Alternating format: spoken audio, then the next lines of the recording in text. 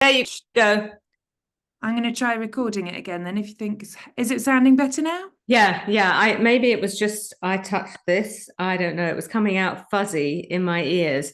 I put this on because I can plug it into the mic, and I thought that would Mm. be the cleanest one. I never use these. I do have earbuds. I don't usually use anything, but I thought maybe No, I don't. if Robbie's I've actually got sent this saying we have, it's better to use them. it is because if I'm using a mic like this, um, when you speak, the mic will pick your voice up as well as mine. So Mm. because yeah, I kind of understand that a bit. So anyway, well, Anyway, I don't think we'll do this, but I'm just making sure I've got a juicy pen, just in case spontaneous I say, well, I'll draw something. But I don't think I will, but well, I'm glad you've said that because I may well take notes. However, I get so into the conversation, I end up not taking notes, just like when I'm coaching, actually. I always think I'm going to, and I don't. I have to listen back. So but I no, have I got was paper more here. thinking actually not to take notes. It might be that you say, well, how do you use drawing? And I might go like this. And I'm not saying I'm going to do that. It's just that if I did that, it would be good that I'm not going faffing around and finding a pen that writes. Oh, Ruth, I'm so glad you said that because the drawing, I sent it straight to Robbie um, on one of the website, on your creative website. And yeah, I won't talk about it now because we want to have No, it as part of the tell me what podcast, he and it's said. magic. No, Oh, it was me. I sent it. I'll explain in the conversation. But you've all right. illustrated something I have been trying to verbalize for months with the team, and it is so beautifully done. Anyway, so I've got just a few things I want to make sure you'll note. There'll be a pre-recorded introduction, so I won't do an introduction now with you, Ruth. So we can just go Okay. straight into the conversation, and we'll also do a fake start and a fake end. So I'll pause, kind of count to five in my head, and then I'll say, Ruth, Rochelle, welcome, blah, blah, blah. And then at the end, we'll say bye, bye, but don't disappear because I love to say bye without it being recorded. Okay. Cool. So yeah, fake start, fake end. I have a list and I'm going to just check it to make sure. Um, I think if you said you'd had a little listen to some of them, so you might have already clocked this, but every podcast on the Coach's Journey podcast kind of has three acts. So it's always, and actually you've written it, you've got this delicious story, 1979, which I've actually seen you do on YouTube before as well. You've got this lovely Uh-huh. story about talking to Ariana. I can't pronounce her initial surname, but Stassinopoulos. Stasinopoulos, and how everything began. So I will that's how we'll begin. Then Okay. we get into kind of much more free flowing conversation about then how things evolved and what you do now and whatever comes up is okay. And then if we haven't already talked about lots of useful stuff, and if you've got practical things, because most of our listeners are coaches, Yeah. really. And so then I might ask you towards the end about things that, thoughts to share that might be helpful for Yeah. people listening. Um, Usually 90 minutes to 2 hours, the conversation. So it is a long form podcast. As you read, we don't edit out much. We will edit out coughs or pauses Okay, good. So if I or it, sneeze, yeah, I'm starting to get really like, I'm going to sneeze, I'm going to itch, everything's going. No, just relax. Don't worry. And actually, I'm glad you said that because the thing that's really helped me and the ones I've done so far is to forget it's a try our very best to just get in the zone of a call, not just to forget that we're recording a podcast, but that we're just having a really lovely conversation. Yeah, I think I mean, I actually mostly feel like every night there's this part of me that's going, oh my God, but the rest of me is going, it's Joey. We're just going to hang out. Yeah. Oh, exactly. I love the hangout. That's exactly what I was thinking this morning. It's Ruth. Oh, I will tell you a funny story that I might not want to put on record, but Ro will hear this because she loves listening, I think, to the beginning little chats that everyone has. But I've got some blue cord trousers. So in 20, 19, I think it was, when I was assisting on the Insight one you did, you had these fat face blue cord trousers. Oh yeah. And I'd forgotten that yesterday I was sitting kind of thinking about you and what we were doing today. And I remembered I went back to Lymington and I went into Fat Face and I bought the same trousers. Oh, how funny. I've still got them. How funny. I've still got them too. I wear them with leg warmers. Yeah. Okay, so Hey! Oh, now I wish we had been putting that's part of the podcast. All right. Is there anything else yeah, I want to say something to you. You're a bit low. When you do that, yeah, just for you. You might better. Yeah. I don't think anyone watches the videos really. The sound is more important, but thank you for I actually have, because I've got high self-view always. I haven't looked. Hang on. Show self-view. Oh, I'm a tiny box. Okay. Oh, all those years of Insight, it's like, it's certainly in the early days, it was kind of drummed in to be aware of your stage when you were on stage and all of that. And I'm very aware. I mean, I'd keep my self-view, not to kind of do anything, but to check at, because so often you get this sort of thing, people do that. Yeah, but maybe I should. I'm just aware. And the reason I wanted the dog out is I really wanted to do it in here because I keep, this is just in my dining room and it's got a good backdrop. People have given it a lot of good, and somehow during the daytime the light sort of works in here quite well. I'm actually at someone else's house. I'm in the midst of lots of different houses at the moment. So I'm currently in someone's lovely sitting room, actually. Very nice.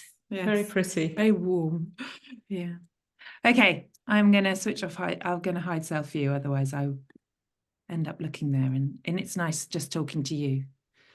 No one else. Okay. And now you are my full screen. Do you have any questions for me before we begin? Yeah, it's like, so I think I just want to, not really questions for myself. It's like there's a kind of brain freeze. There's this is chill. There's what the fuck are we doing? I just want to get them all out. They're all here. So yeah, no, I think I don't really have questions. I think what's great about this is I'm in your hands. I mean, I really haven't. I mean, I'm prepared to get things together, and I think I prepared probably, I don't think I did any preparation really, but oh yeah, I do have a question. I gave you all those links because we might mention things. Is that the kind of thing you want, or did you just want the links to my stuff? No, that's really helpful because as we go through the conversation, and you might talk about, I don't know, adapt to digital or the different stages of your work. Probably wouldn't want that, but definitely we'll talk about Insight seminars. Yeah, well, I am going to be doing, I thought it would be good to mention Insights because I gave you the international one and there isn't anything happening in the UK, but because of the international one, I'm going to, in April, I'm doing Cyprus and the Netherlands. And then in May, I'm going to, Belgium. So they're coming up if anybody's interested. We'll definitely talk about it because Robbie actually interviewed me for this so that we all have experience of what it's like to be interviewed on the podcast. And I talk about Insight there. Right. So already Insight is, and Ben Carter, who you'll know. Yes. I also talk about him and he worked with Robbie for a little while as well. So there's kind of a link, and I'm trying to bring Insight in a little so that we can talk about it because I am very much noticing there's nothing happening with Insight UK. Yeah. So that's nice. It would be nice to talk about it, and also, of course, that's why you're here. That's why I invited you, because of Insight. So yeah, exactly. That's how I know of your existence. I think I might need to put my cardigan on just because I think it might be cold. Would you like to do some breathing to settle in and then we'll begin, or would you like to just go? You're ready enough. I think I'm all right. Okay. Am I all right? Yeah. Yeah, I think I'm all right. And I'll talk, you said about the links. I just finished. I was just going to say that when we do talk about, it's down to me to say, oh, do they have a website? We'll put a link to that in the show notes. Okay. Yeah. So things like if we ended up talking about leadership, I might say I start with a 360 leadership circle. You've got it there. Yeah. Or if we talk about what I'm sort of interested in at the moment, I'm doing a lot of, I'm using internal family systems a lot and blah, blah, blah. So the link's there. And then what else did I give you? I gave you Insight. And then I gave you my LinkedIn, my 2 websites. Did I give you anything else? Oh, coaching constellations. Leadership, coaching constellations. Because that's my other thing, like systemic work, using the concepts of family constellations in a organizational sense. So we will definitely, I imagine, dive into all of those. We've got 2 hours from now. So all right. That was my only question. Plenty of time. Yeah. I'm going to practice a pause, actually. That's what I'd like to do. That was a good pause, wasn't it? If I had to run off or go to the loo or... Yeah. I think you're good at pause. Yeah. You have a certain gravitas when you stand at Insight, and I'm sure you do when you're working and coaching. So you can definitely just bring that steadiness with you. Yeah. I'm sure. Are you ready to begin? Yeah. Ruth Rochelle. Oh, no, you were going to say something. Go. I was, yeah, start again. Okay, I do have another question. With glasses, without glasses? Oh, goodness. I don't know. I think they both look good. Mine are on my head, aren't they? You've just reminded me. Oh, with glasses. Well, mind you, I can see the blue reflection of the screen. That's the thing. If that bothers you. I don't care. I can see you better with the glasses, but I don't really have to read anything. So no, you don't. They're nearby. Fine. Okay. I'll just. All right. Happy. Sorry. Love your hair. Okay. Anyway, shall we begin? Yes, let's begin. Okay. Ruth Rochelle, welcome to the Coach's Journey podcast. Thank you very much. Very good to see you, Joey. Oh, it's lovely to see you. I was so pleased that you said yes to our invitation to invite you on here and have a really good, lovely, long conversation about all of your experience, all that depth of experience that you have. And we always start, if you've listened to the Coach's Journey podcast before, you'll know we start with a question that usually goes something like, Ruth, where did you first come across this thing we call coaching? Well, I think when I came across this thing called coaching, it wasn't called coaching. There was no such thing as a coaching profession back then. But personal development was becoming a fashionable thing, or maybe not even fashionable. It was a kind of cutting edge thing, actually. So I was working as an executive in the plastics industry in an organization called the British Plastics Federation, BPF, which happened to be in Belgrave Square. And one of my colleagues was organizing an event called Women in Management. And there was a speaker there. And the speaker was Ariana Stassinopoulos. And that's Ariana, who's now Huffington of the Huff Post. I met her. I met her also on the way there because my colleague was driving her to the event and we all went together. And we just got chatting, and she was telling me about this seminar that she had done in New York that she was trying to bring to the UK. And I don't know what it was in this conversation, but I became very interested. And that was my initial, I guess, invitation into self-reflection, self-development, connecting to authenticity. That was the spark at the beginning.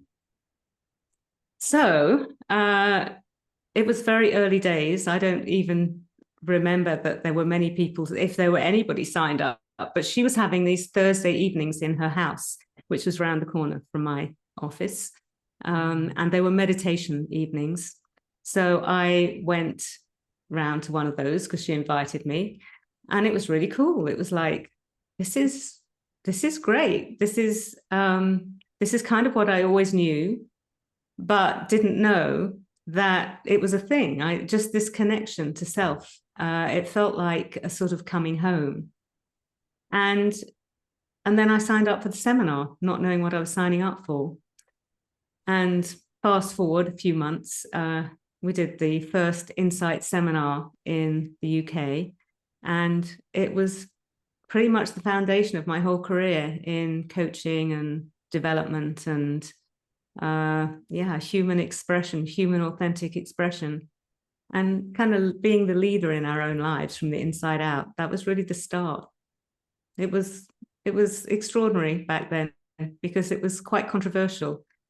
People were quite skeptical about things that came out of the States in those days. Well, for listeners who don't know, what year is this? 1979. 1979. And there's an interest sparked.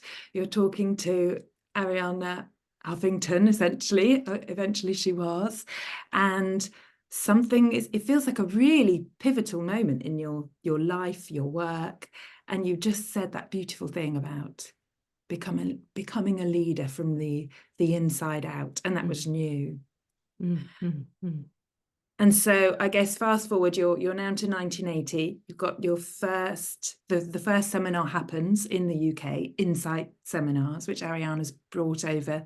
Actually, still 1979. Is it? Oh, wow. Okay, so 1979. In fact, June the 20th, 1979, we rock up at the Cafe Royal in Regent Street, which no longer is there, and 100 people wander in, including some famous names, because that was Arianna. She was connected. And little me, I was very young. I think I was the youngest in the room. What a moment. It was a moment. Yeah, it was really, it was a mixture of mind-blowing, heart-opening, and completely just what I'd always known. It was a kind of, yeah, and I think something happened in that seminar. Insight Insight has lots of practical information in it, but the main thing about Insight is it's experiential and it's very personal, and it's based on love. It's based on the heart. And I remember during the seminar, we did a lot of interactive experiences and activities, and there was a deep connection that began to naturally happen between people, a very heartfelt connection. And it was a connection with many different types. There were different walks of life in there. So it was, I think there's a lot more of this kind of thing around these days, but back then it was very unusual to have very deep, intimate conversations with people you'd never normally even meet, with respect, compassion, and really openness to differences. In some ways, it was ahead of its time, that kind of experience. And I remember finishing the seminar. We used to finish a seminar, have a day, a whole day, like just doing what you normally did on a Monday. And then we'd come back to a Monday evening follow-up, just to see how was it out in the world, how are you doing? And that was how it was. So on the Monday during the day, I remember just interacting with people, and I couldn't tell the difference between people that were in the seminar and people out of the seminar.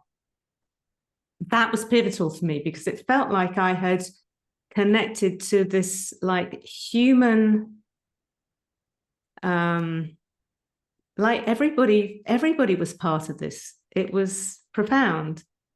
And I'll never forget that day because I really kept, every time I saw somebody and saw their eyes, are you in the seminar? I had opened to some new way of relating to humanity, and it was very beautiful. And the start to something that is continuing to grow. I guess it's still become, I mean, it's very normal, but it's still become even more and more awesome, like miraculous. It's like, when you really see the uniqueness in each person, and yet the kind of thing that brings us to, that we share as well, like both of those together, it's always awesome. So yeah. Wow. I love that you brought in awesome, like this, it brings this expansive hugeness with it that you talk about. But I can't help but thinking when you speak of this all the time, and when I asked you the things we might touch on during this conversation today, the thing that's really stood out, and actually I've written it in my notes to prepare, is that you talk about love as your golden thread, as your core mission for your work.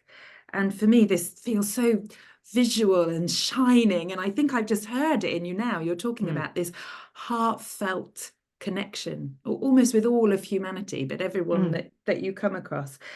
And I'd love to dig into that more and hear you say more about, why golden, why thread, why love. It feels like love is such an important theme here, for 4 decades ago and 4 decades later for you. Tell us more about that.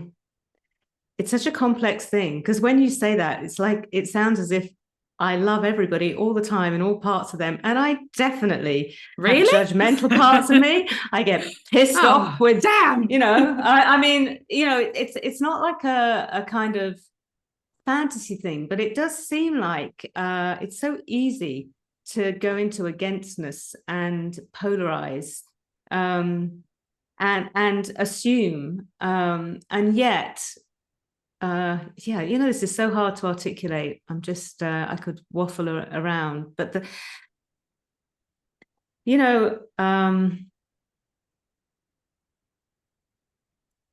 healing inside, when I work with my own self, my own development, when I judge stuff about myself, it actually exacerbates the pain or the protective pattern.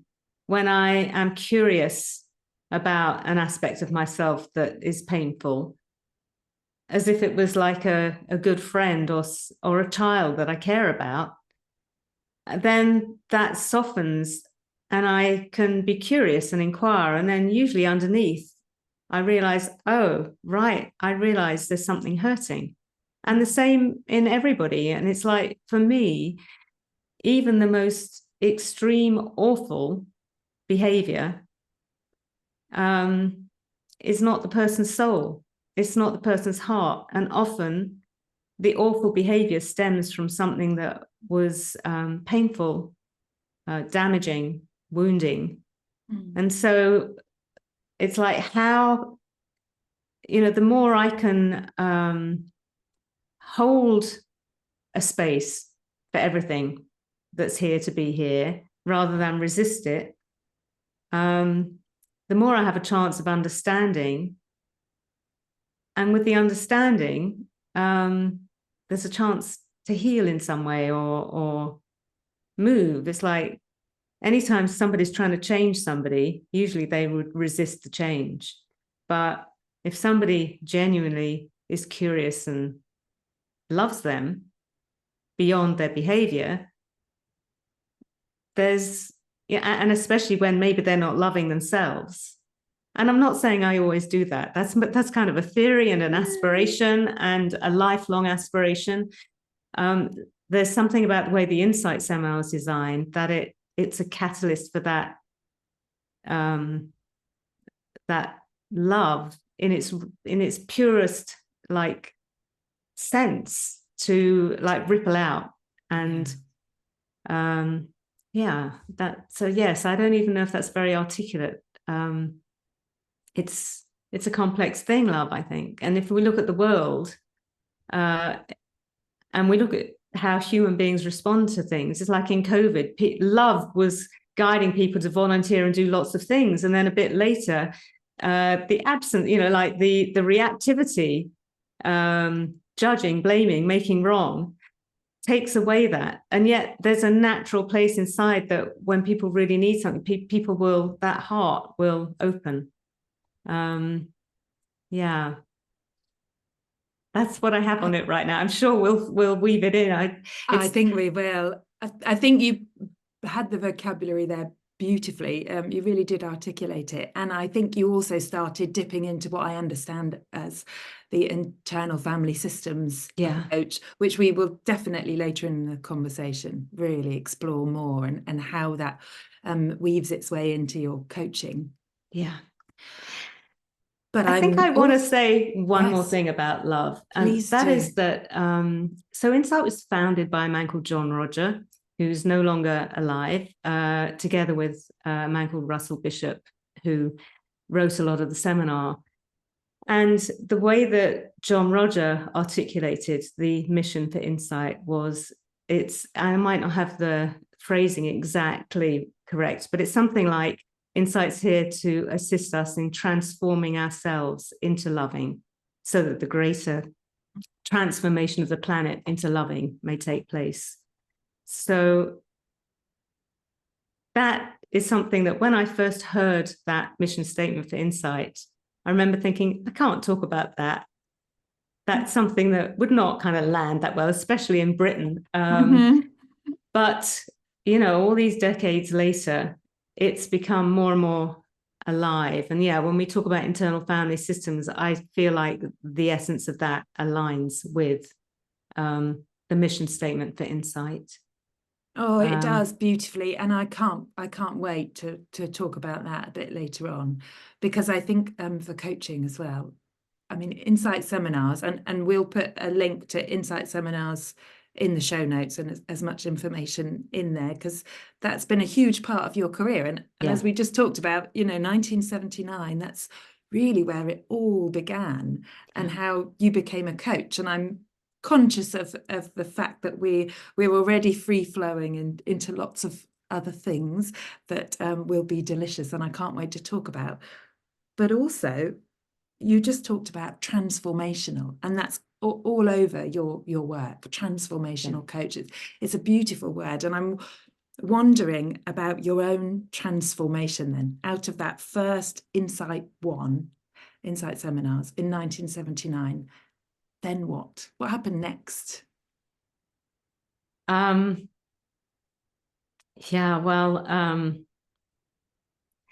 I was working in the plastics industry as an executive, and yet I woke up to this people experience, and I didn't really know what to do with that. I didn't have any training or degrees in a people subject, but I saw this little ad in I think a local newspaper for somebody to work in a mental health facility, for a day center for people who were in the community who'd experienced mental illness. This was long-term mental illness.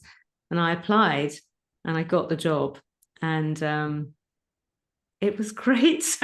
I mean, it was like, it was just working with people. Some of them really disturbed, and somehow I just felt very natural there.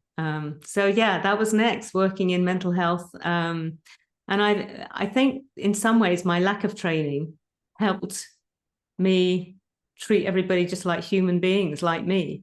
And my manager at the time was from New Zealand, and she was a physiotherapist, and she had a really different approach than some of what I later learned, the more like bureaucratic ways in the UK. And so we were very creative with how we did things, and very adventurous. And we raised money, we got our people involved in raising money, we took them on holiday, we got local business people involved, the police involved. And when any of our people did anything that was worrying, people knew them personally, so it really helped.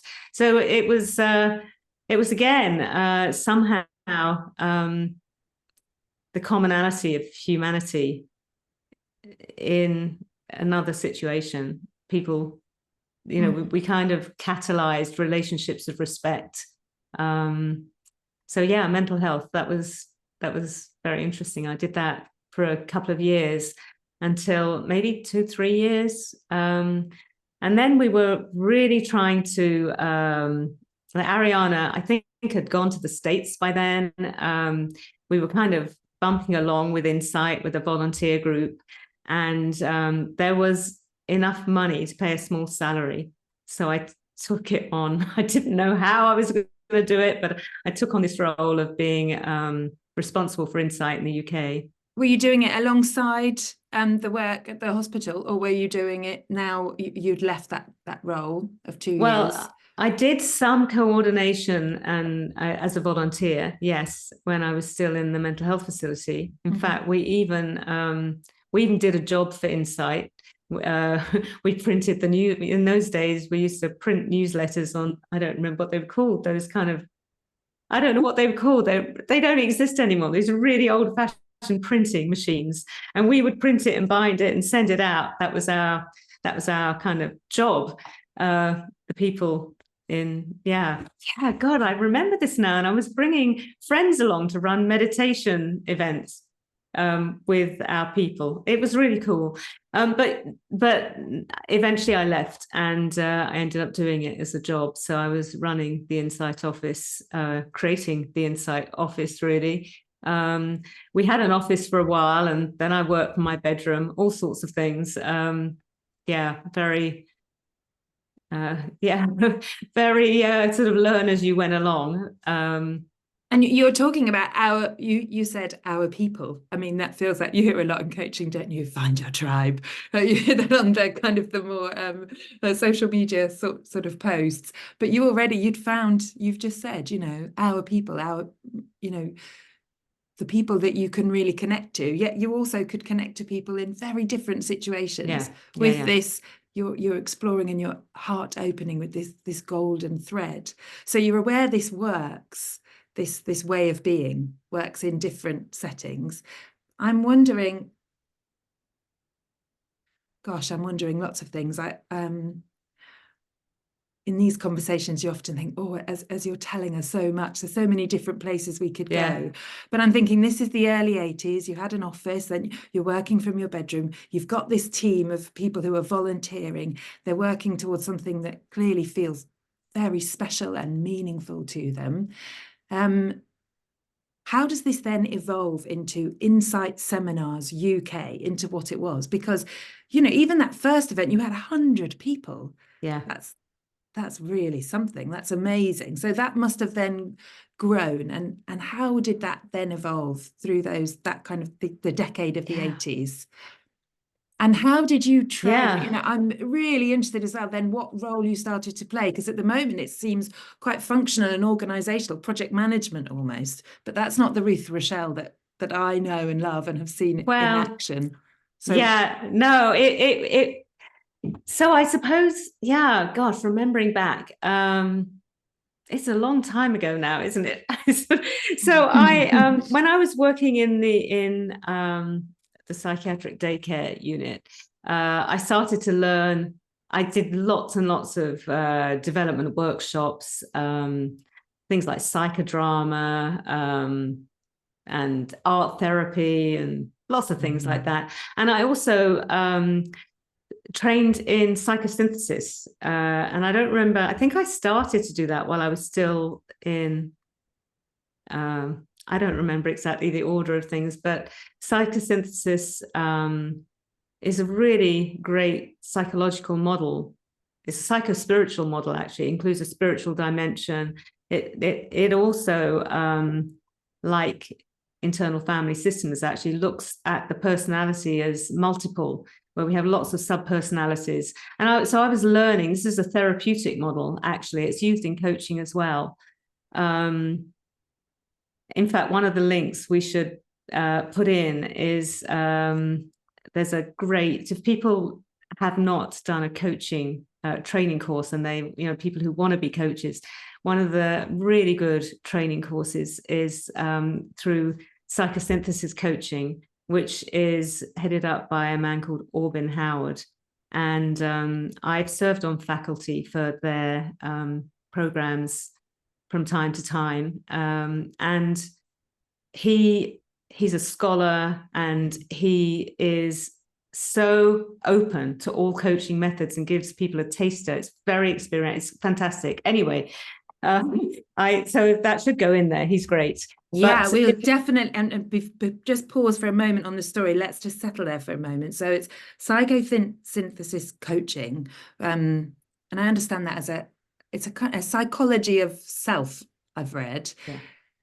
But you also just said that this training is really experiential, and I'm thinking for listeners and maybe even coaches starting out. You said people who haven't done coaching training before. So Orbin Howard, yes. And afterwards, Ruth, I'll make sure I'll get a link from you to exactly the right place, and we will put it in the show notes. Yeah, he's great. Everybody who does that course seems to be really happy that they've done it. And it's also connected with Middlesex University. So if people want to do further work, they can, do something more academic with it. So it's a good credential to have as well, but it's really very good.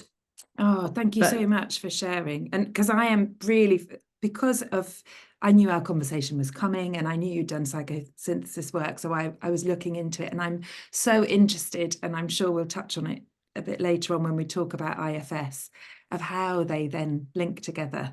So we'll definitely come back to this.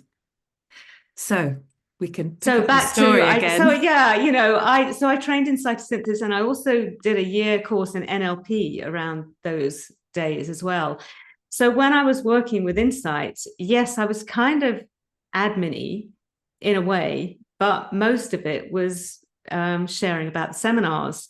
So we ran lots of little workshops, intro nights, experiential intro nights. I just had to train myself. I just kind of trained myself with what was out there to stand up in front of groups and talk to people and give people experiences that gave them a bit of an aha. So I trained in whatever I could.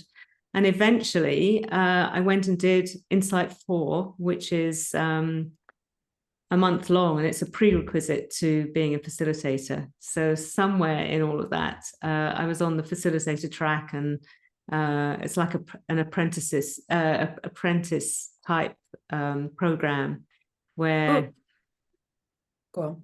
You kind of learn alongside others. So although I was doing admin, I was all that time, I had this thing in me that was, it's almost like I didn't consciously go, I want to be a facilitator or I want to be a coach. I didn't have that in me. It was more like I had to do it. It was something inside me was propelling me to do it. So I did it. I did a lot of learning and workshopping and experimenting. Really leading from the inside out. It feels like you were really embodying that and just doing that throughout the 80s.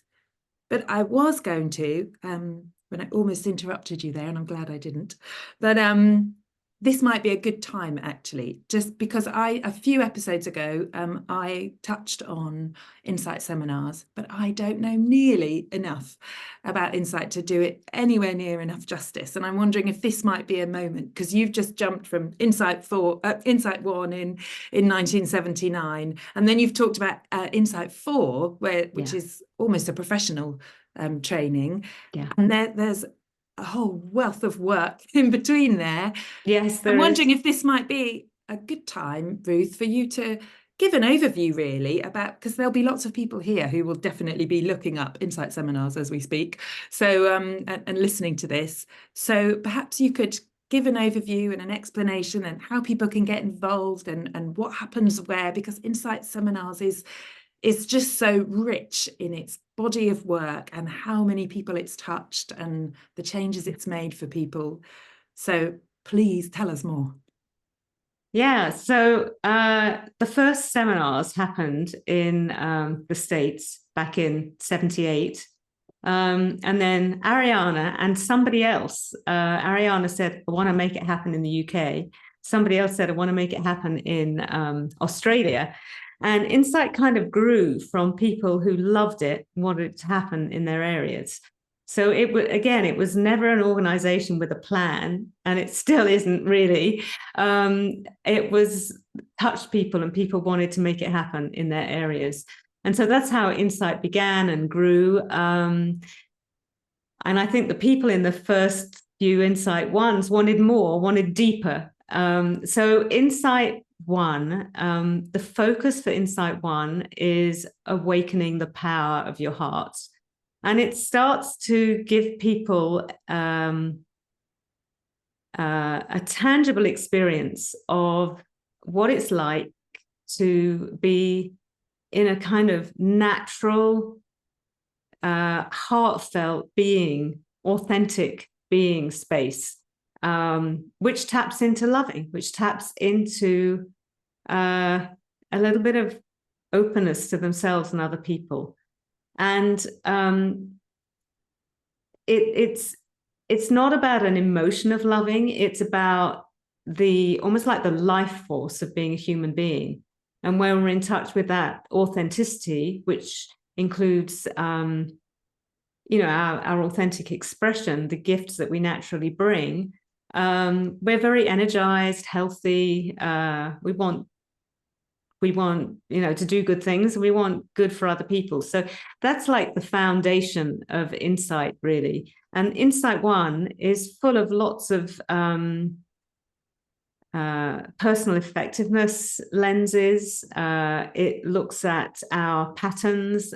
Where do we go when we're not living from that authentic place? And how can we be more effective in a very respectful and loving way to ourselves? But, how can we grow more of our heart so that we can show up more authentically in our lives? And in Insight One, also, we start to explore where do some of those old beliefs come from, and some of them come from our early childhood. And we've got some really creative ways of beginning to change our memories, and where perhaps there have been constraints from our childhood experiences, what we weren't allowed to do, what we were told wasn't okay, or something that perhaps made us feel less than. We get an experience that's very healing and that begins to open up possibility, and some of that is quite embodied, that's quite active, and some of it is more meditative. So that's the Insight One. And then we end Insight One with starting to look out with this energy that's been opened up. What do you want to create in your life? We start to create a vision and a direction with some real practical tools to move towards it. And then the Insight Two. So Insight One happens over a long weekend, 3 very long days, Friday, Saturday, Sunday. In some cities, they slightly change the hours, and it starts on a Thursday evening. And then people were wanting more, this deeper experience. So Insight Two was created, and Insight Two is 5 full days, and it's mostly experiential. There's a lot less information and a lot more reflection, experiencing, and it's very personalized. Everybody gets a lot of time, individual time, from the facilitator. And Insight Two is 3 phases, basically, having an intimate exploration of our protective strategy. We call it the limiting character. All the things that the layers and layers of how we show up in a way where we don't have to face any danger, like we're acceptable, or we're empowered, or we're avoiding some of the deeper fears that are universal. People, fears like I'm not good enough, I'm afraid, maybe I'll fail, those sorts of things. We get to have a very intimate and very I think quite courageous and quite and very loving look at, where do we go, and what are some of the roots of that. And the more we give space for that, and the more we bring our love to that, the more it's almost like a warm bath. It sort of washes some of what's been held inside loose, and the heart opens up. So then we spend some time in Insight 2 really anchoring into that authentic, unique quality of each person. And so everybody, I don't remember if you've done Insight 2. Have you done Insight 2? No. Ruth, I have paid the deposit and I'm waiting for Insight 2 to happen in the UK. Yes, yes. Yes. And I love listening to this because I cannot wait. Yes, I didn't come in here with the intention of getting you to sort of pay in full or make it happen. Yeah, we don't have any scheduled in the UK right now, but there are some in other countries very, very close. So yeah, don't let that limit you. So Insight 2, as people connect to their, like everybody has their own unique qualities. Some people are naturally creative and joyful in their authentic self. Some are peaceful and serene. Some have qualities of enjoying the adventure of my life. Like this heartfelt, like if you could sum up your heartfelt expansion, that's sort of natural, your natural blossoming in a few words, you'd have slightly different ones from me. And Insight 2 is all about really connecting to that and then starting to expand it, to find ways to expand it. And it's just, for many people, Insight 2 is a real turning point in their lives. It's very beautiful. I would say that in many ways, Insight 2, Insight 1 is wonderful and was wonderful for me. Insight 2 has become almost more of the foundation of my own coaching practice in a way. The material we cover. Say more about that. Yeah, there's lots of, these days, there's lots of research on adult development theory, and there are many different models for adult development theory. And in a way, I think Insight mirrors that, because it's like, as we grow up, we've got to learn how to live our lives. We've got to learn how to live our lives in a way that we survive. And some people have really difficult times in childhood. Some people don't have difficult times in childhood from the outside, but they still have. I don't think there's any of us that don't experience childhood wounds, fears. We're vulnerable, and the world is the world. The world isn't perfect. So in order to survive psychologically, and for some people, even just to survive, we develop layers and layers and layers of how we're supposed to be. For some people, that might be really tough. For some people, it's, I got to win. For some people, it's, I better be nice. For some people, I'll wait for permission. For some people, I'll be cleverer, I'll be aloof, I'll be distant. There's so many ways that we do this.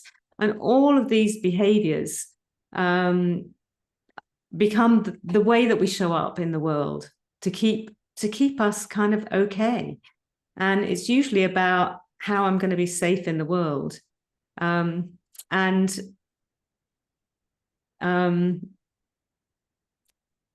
Most of us want to kind of grow beyond that. So I think in my website, I talk about living from the inside out rather from the outside in. But many of us have learned, well, we've got to be a particular way. And our society rewards that. We're rewarded for having ambition, for being the most beautiful, the most whatever. And, I'm saying obvious stuff in a way, but the degree to which we become very attached and identified with some of these ways can be quite extreme. And I do a lot of my work in leadership. And if somebody wants to be an effective leader, if they're over-identified with some of these ways that they've learned to kind of protect themselves, by definition, they're not really leading. They're kind of protecting. And it's a really big shift to move from the protection, the over-identification, which actually works for us to a degree, into a kind of brave new world of being authentic and real, and perhaps speaking out something that's not the popular message, or the brave conversation, or the vision of something new, the innovation that hasn't been done yet. That's a brave place to be and a scary place to be. And for me, Insight 2 is a kind of experience of a lot of these identifications are not very conscious. They're habitual. And we think they're us. And I think Insight 2 gives people a chance to appreciate this and to really see it become more conscious, and to see who's in there beyond that. And when we were young, it might not have been safe to stand up, or we might not have been developed enough. But when we're an adult, we kind of are. But to have the opportunity to have that as a reference point and a true experience is very powerful. So that's the Insight 2, but that's also how that's informed a lot of my coaching. And then usually when people stand up in their authenticity, other people, that's a good leadership place. And then obviously there's even beyond that, but that's maybe for later in the conversation. But it's that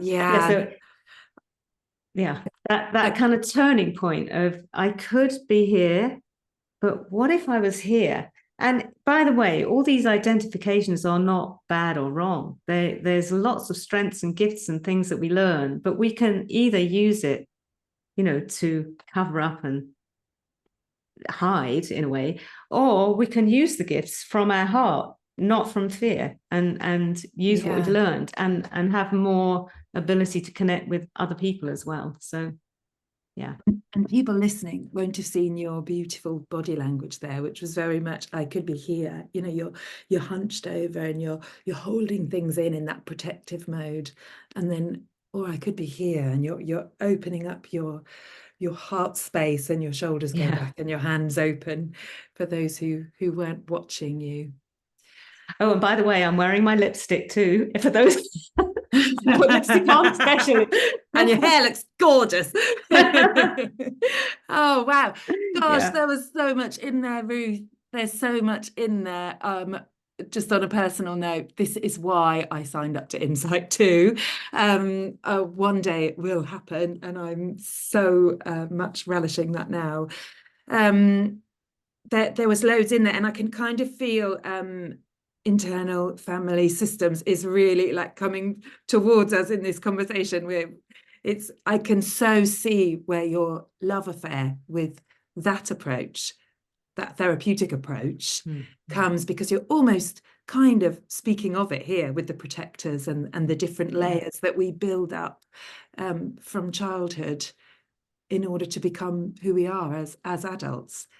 But also, again, what keeps coming to me is that transformation, that word that just threads its way throughout all of your writings and your work, is this way of having the power to transform that as we get to adults, and you having the keys to really unlock that as a coach and as a facilitator at such a experiential, but also with your own wealth of experience, being able to do that in such a way that then enables so many others to also transform, and that rippling out. But before we go there, we must come back to Insight 3. Yes, I know. Not to Insight 4. So I know. I was thinking that. I mean, Insight used to be called Insight Transformational Seminars. That was one of its names. Oh, really? Yeah. And for me, so I'll thread transform into Insight for a minute. So for me, transformation isn't changing or getting rid of. It's like, the bud transforms into a beautiful bush of flowers. That's a transformation, but the blossoming is inherent in the seed when it's planted. And I use it's a bit cliched really, but I do use the butterfly image on my coaching, on one of my coaching websites, my private coaching practice. And, for me, the butterfly, obviously, it's basically a caterpillar, and then it has to completely kind of disintegrate. But the same ingredients turn into this thing that can fly. And then not only fly, but, in some writings, when they flap their wings, they can create a tsunami somewhere else in the world. So that's why, but I'm going ahead using my butterfly. But for insight, so yeah, insight 1 has the title of awakening the power of your heart. Insight 2 is opening to the power of your heart. And insight 3 is centering in the power of your heart. And so I think of insight 1 as an awakening of all the material, and it's very powerful. And then insight 2 is almost like a horizontal in some ways. It's like, well, I can sort of close or I can really open. And insight, so it's like really expanding our spread, our potential spread and connection to the world and expression of who we are. And insight 3 for me is like a big pillar from like beneath our feet right up into the highest place you can imagine, where we have that inner, just that inner I don't even know what the word would be. It's like it would include things like security, strength, but it's none of those. It's like just being present. I suppose, when people do mindfulness and other meditation approaches, that would be what they tap into. And with that, there's a deep acceptance for simply what is. It's a very mindful program. It includes some reflective time. And there's a term that's used in Insight 3 called positive neutrality. It's like being neutral. That doesn't mean the absence of emotion, but it's not being attached. So another term in Insight 3 is high involvement, low attachment, so that I don't get so emotionally hooked in I'm only successful if that thing happens. But there's the joy in being fully involved, having the vision, and then for the highest good. If it's going to happen, it's going to happen, but I'm going to really put myself into it.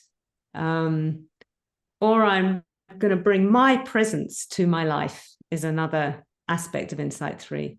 And another aspect of Insight 3 is including just that joy of being alive, like a child would have. We laugh a lot. We laugh a lot. Anything will set us off.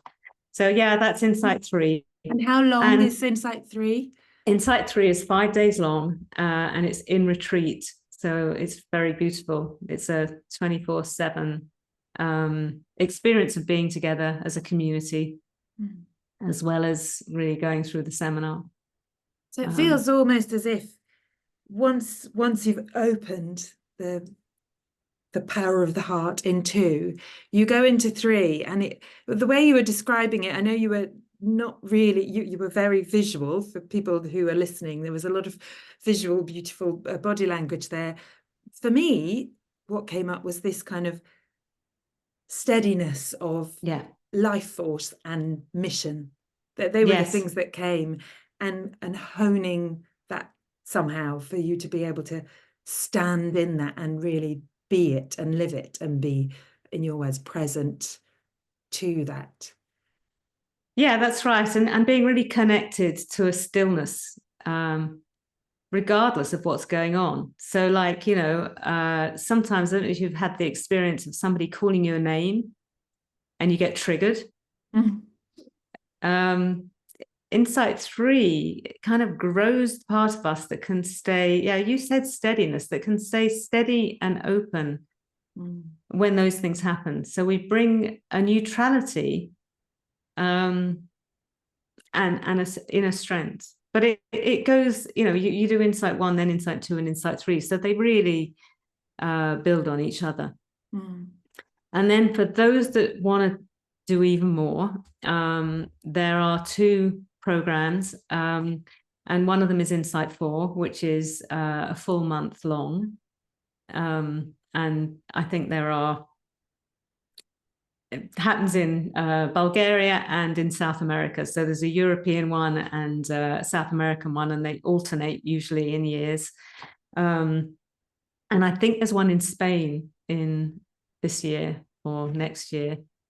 I can't remember when it is. But that is a prerequisite for facilitating, but it's also a deeply experiential and connecting to kind of a deeper sense of purpose of your heart's work. So that's Insight 4. And then there's the Mastery series, which I haven't actually experienced. I know a lot of people who have. That brings in some of the latest neuroscience and health information. And it works with shifting limiting paradigms. When we have a limiting belief about ourselves, it's about shifting that and creating more of the life you want. So yeah, that's Insight. And then there's a lot of community activities that go on in different cities, and social activities that go on in different cities. Yeah. And I can speak of those as being really warm, wonderful, a strong feeling of community and connection. And actually, again, to bring it back to that golden thread that you spoke of, but everybody is bringing with them that experience of at least Insight 1, of that awakening initially that you spoke of your experience in 1979. I just want to... I still know people from that seminar. Oh, wonderful. And of course you do. You connected forever to them in your way that you do. I mean... We're now quite old. Old and creaky. Yes, well, yes, maybe bodily wise, but certainly not with your warm hearts.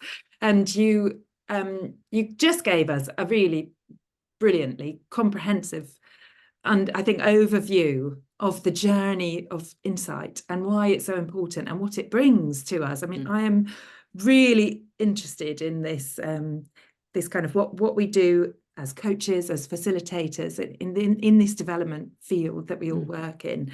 Of this is for the advantage of us as our individuals. And actually, you kind of touched on this yourself. You said about the systems thinking, actually, you've talked about, and we're definitely coming to that. But it's this internal work, this leading from the inside out. But then also it's so relational. It's also for the advantage not only of ourselves, but for that person or people that we're working with. Yeah. But then for each of them. Yeah. To the advantage of all of them. And there's this beautiful, people call it the ripple effect, don't they? And actually on your website, you have this series of pictures, and we really we'll go back to maybe a little insight in a second, but you describe this beautifully in drawing, because you have this wonderful creative method of drawing, which I will definitely be asking you about in a moment. And you do 4 pictures, and one is of the individual doing their work, and then the individual with a few people, and then the individual with a few more people, and then all of the people, and these arrows showing how it really has such a ripple effect. And I think Insight is a really wondrous example of that. And your story within Insight just goes to show, once you start doing that work and opening or awakening the heart, how it can have positive impact in so many different intricate spheres of so many other people's lives, and therefore all the lives of all of those around them. And you're talking about South America and Bulgaria and Spain, and I know you're working in Belgium and you've done work in the UK and America, and just what a huge impact something like Insight seminars must have had. And your work really, really strikes me. Yeah, and I think Insight, I mean, since I started getting into this kind of work, it's kind of normal.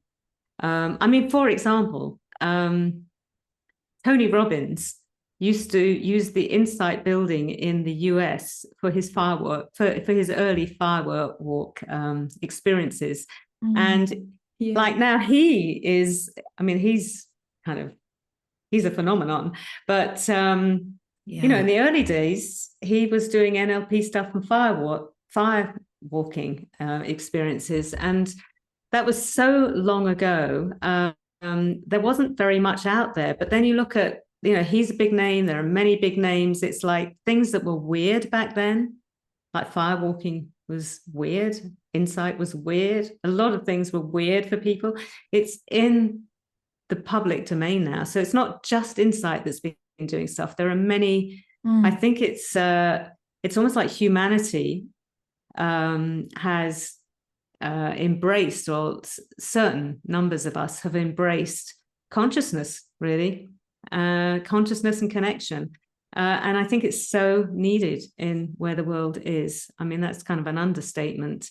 And but also there's a polarity that's happening where there are some people that are really hungry for consciousness, choice and connection, and you know, we're in this together across boundaries. And then there are other people who are supremely polarized, protect myself, protect my own, warring, you know, just not seeing the big picture. And I think that's very normal. Well, you know, this is like, we talked about transformation before in the personal,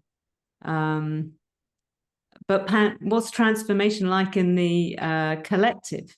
So for me, systems and systemic impact is like seen in this complexity of the world is challenged, and there's a sort of contagiousness in some areas for let's grow our consciousness, let's connect more.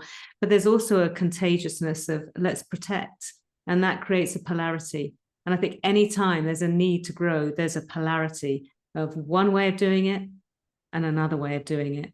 And in systems theory, it all belongs, it all has a place, you know, because it's very easy to do a kind of a sort of, you know, people talk about spiritual bypass or a heart bypass. You can get into the consciousness connection place, but do it as a bypass and not include the shadow of humanity, which starts with ourselves.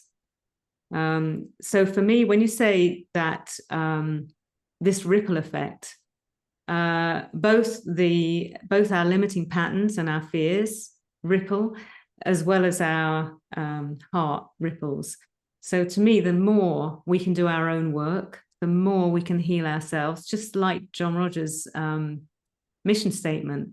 The more we show up, not holier than thou or finding the method, but yeah, I have it all in me, and I want to show up in compassion for that, and compassion for yours too.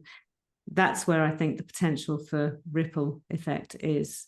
And then if we can own, you know, if we can show up as more whole, we can then join with other people with a collective vision or mission.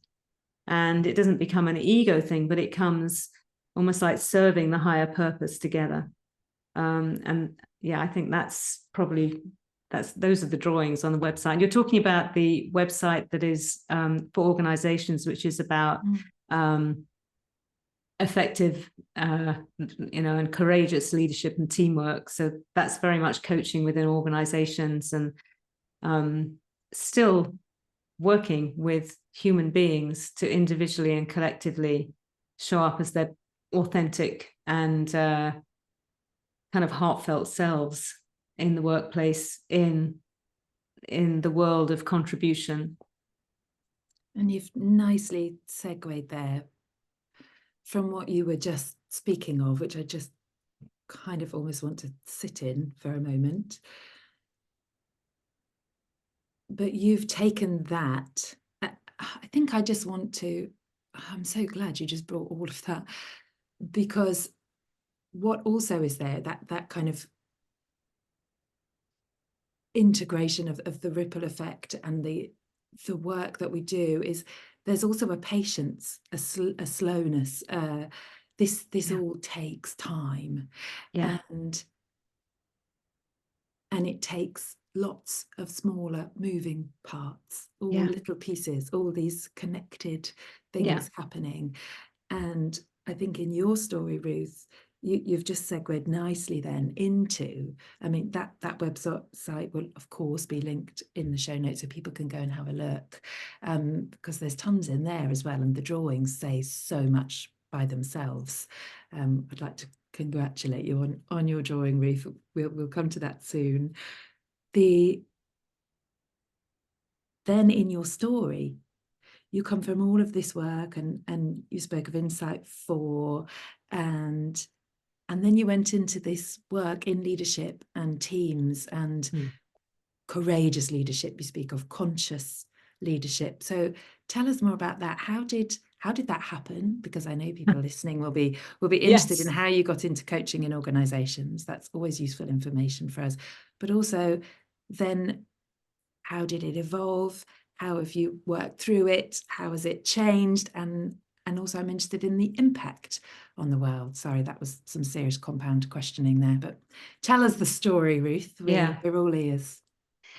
Well, yeah, I think I got into it in a quite unorthodox way, not in your traditional way. And that was partly because people weren't really coaching in organizations back then.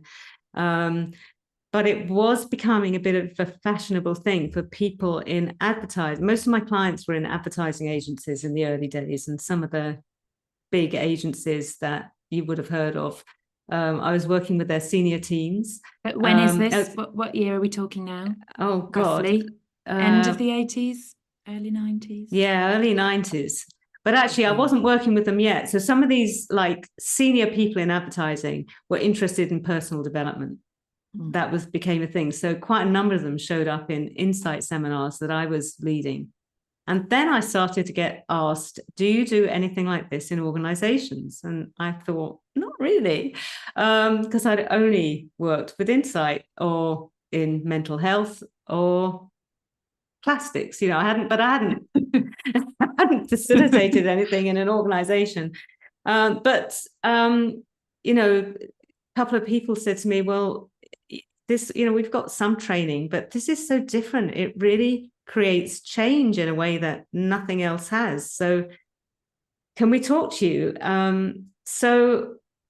Fast forward, I started to see quite quickly that a lot of what was in particularly the Insight 1 at that time was applicable to anything, because we talked about, personal effectiveness, making wise choices, effective communication between people, having a vision, a clear intention, making it happen, and overcoming limiting beliefs, and being inspired by something bigger. All of that is really useful to leadership, and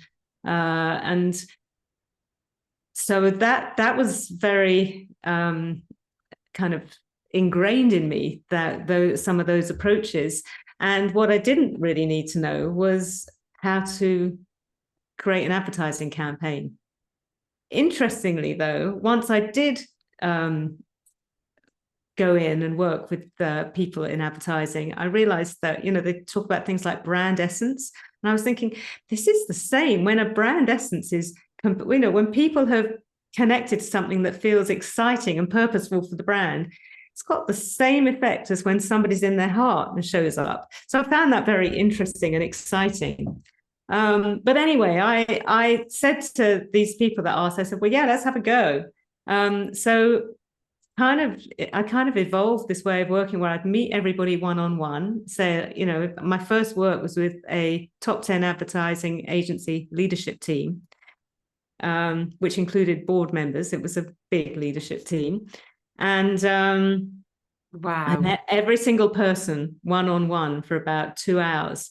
And mostly the reason I did that was because I felt so thick about their work. I thought, if I meet them all, I'll learn a bit. But also, hopefully, I'll build a relationship and find out what's important to them. So I did that, and I did learn a lot. And then I designed a program. We went and did a retreat, and then we came back and did a bit of follow-up. And that became a kind of template for something that I did going forward in a lot of companies. It's like meeting everybody one-on-one, doing an immersive 2.5 days away, and then coming back and doing follow-up. because it was very powerful to have people really experience things together. And also it helped get them on board really, and get me educated and start the process, really design something that was very apt for them. I mean, this would be like a no-brainer for people listening. People do that, but back then they didn't do that. It wasn't a thing. So that was like, I made it up as I went along. And yeah, I loved it because I was working with very intelligent, very creative people.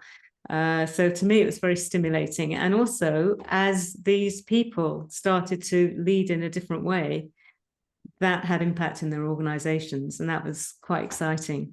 So it was because of Insight I got into it. And then one thing led to another. I actually was associated with a woman who was in executive search back then. She had loads of contacts.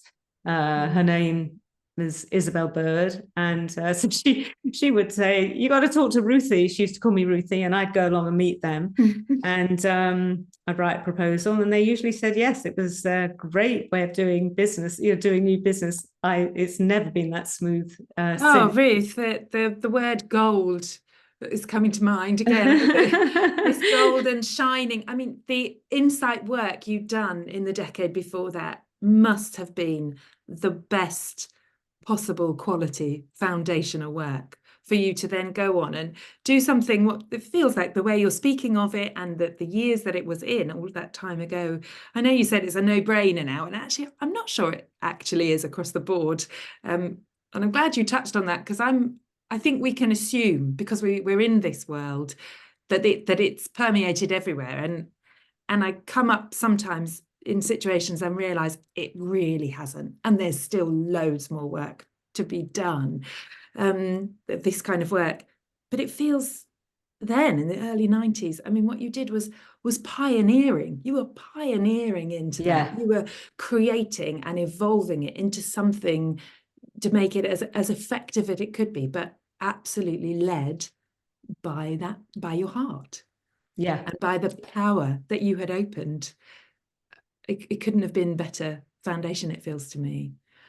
Yeah, it was great. It was fun. And I worked with a lot of senior teams, a lot of senior agencies. And I also used to regularly run an event through the Institute of Practitioners in Advertising, the IPA, especially for creative directors who in those days were being asked by clients to be part of the pitch teams and present. And up until then, the creative directors didn't really get involved in the client relationship. And, coming straight out of Insight, I was really into experiential development. And so we'd get these creative directors who were in competing agencies. They'd come away we'd be in a beautiful hotel for like 2.5 days. I didn't meet them in advance. And they were, the whole thing was present as creatives and, really present the drama of the ad or the poignancy of the ad. And we did lots of practice.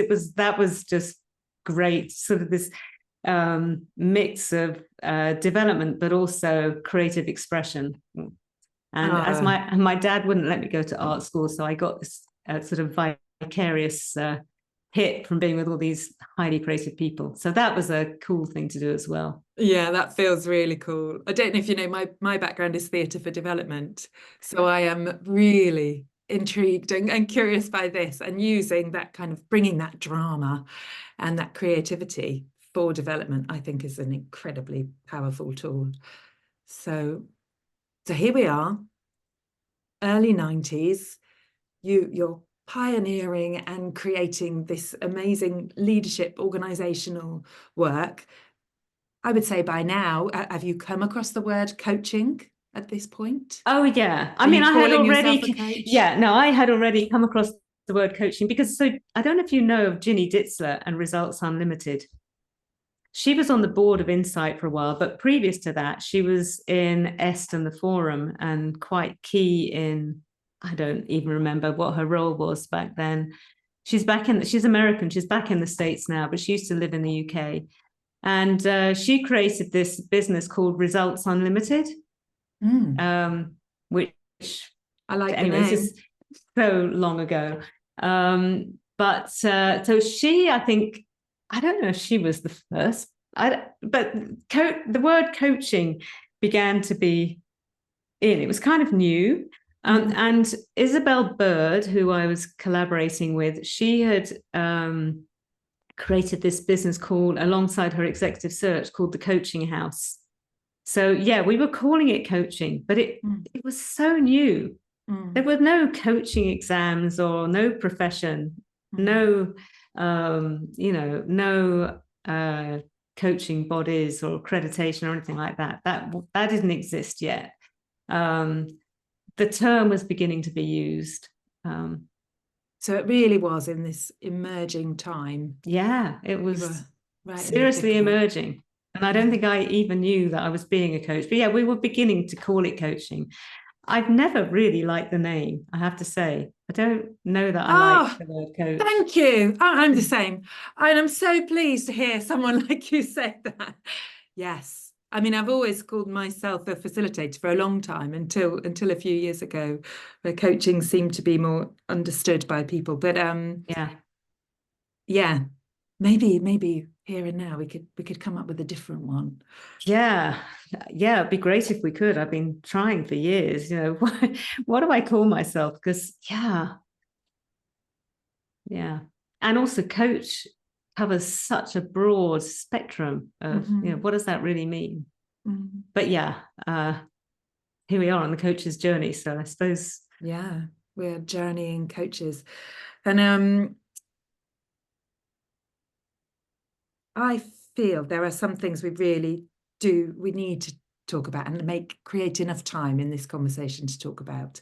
So we're talking about your journey. We've gone into the 90s and the working in big organizations. And I think maybe we could jump, with your permission, Ruth, you tell me if you'd rather not, but I think I'd love to jump forward, I think almost another 2 decades, into your love affair with internal family systems. Yeah. And how that came into being, what work you've done in it. Actually, I'm not going to ask you 100 questions at once. I'll let you start with the first one. How did you come to internal family systems? Well, actually, a colleague of mine in Australia, Sarah Cornelli, who I also collaborate with sometimes, she told me, I hadn't heard of it. She told me, she said, I think you'd like internal family systems. So I bought the book called Internal Family Systems Therapy by Richard Schwartz, who is the founder and developer of internal family systems. Now, I find it fascinating that he kind of discovered this approach to working with people about 40 years ago. I feel like there was a wave of things coming onto the planet for a decade or two way back. And it feels like if there was something, if there's a heaven and there was some kind of bubbles of here's what humanity needs coming down from heaven, I feel like it's in the same family. So in a strange way, it feels the same work as Insight, but it developed as a therapeutic tool, and whereas Insight was always education, and I think Insight had and has therapeutic effects, but it never pretends to be a therapeutic thing.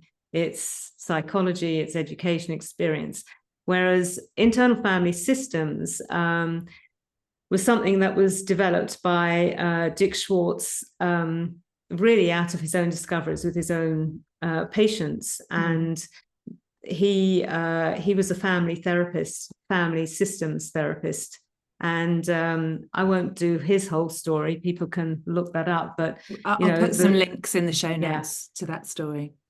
the long and the short of it is that he discovered through his work, I mean, in a way similar to what's in psychosynthesis as well, that we are multiple. Yeah. And that we have many parts, and that his clients start. That doesn't mean we have a multiple personality disorder, but we have multiple parts. It's kind of obvious to me, but this is such a beautiful model. You know, it's like some models you just think this enables so much clarity, that I just started to really love it. And also when Dick Schwartz talks about it, he almost uses words like John Rogers, saying things like, you know, if people can be self-led with compassion, clarity, courage, some of the real core self-authentic qualities, they can bring healing to their own system, and then they show up in a different way in the world and in their relationships and in their environments. It changes the world. He doesn't exactly use those words, but to me, it's like two people saying really the same thing in a different way.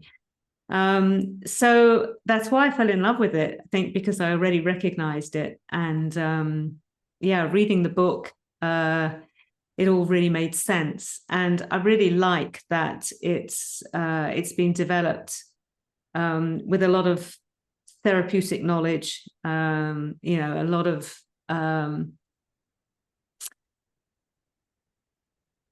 experience of how to work with deeply traumatic events. So it's got some evidence behind it now. You know, they're doing quite a lot of evidence-based work on, you know, how come it works. And by the way, in the last few years, it's become something that has become so much in demand. I think it's shocked everybody. It shocked everybody at the Institute. And sadly for me, I was on a later wave. I wasn't in at the beginning of this, so it's been quite hard to get training. But I am currently getting some training. I'm in the level 1 training. But I've done some training through other people, and I've read a lot, and I've watched videos, a lot of demonstrations how to use it online.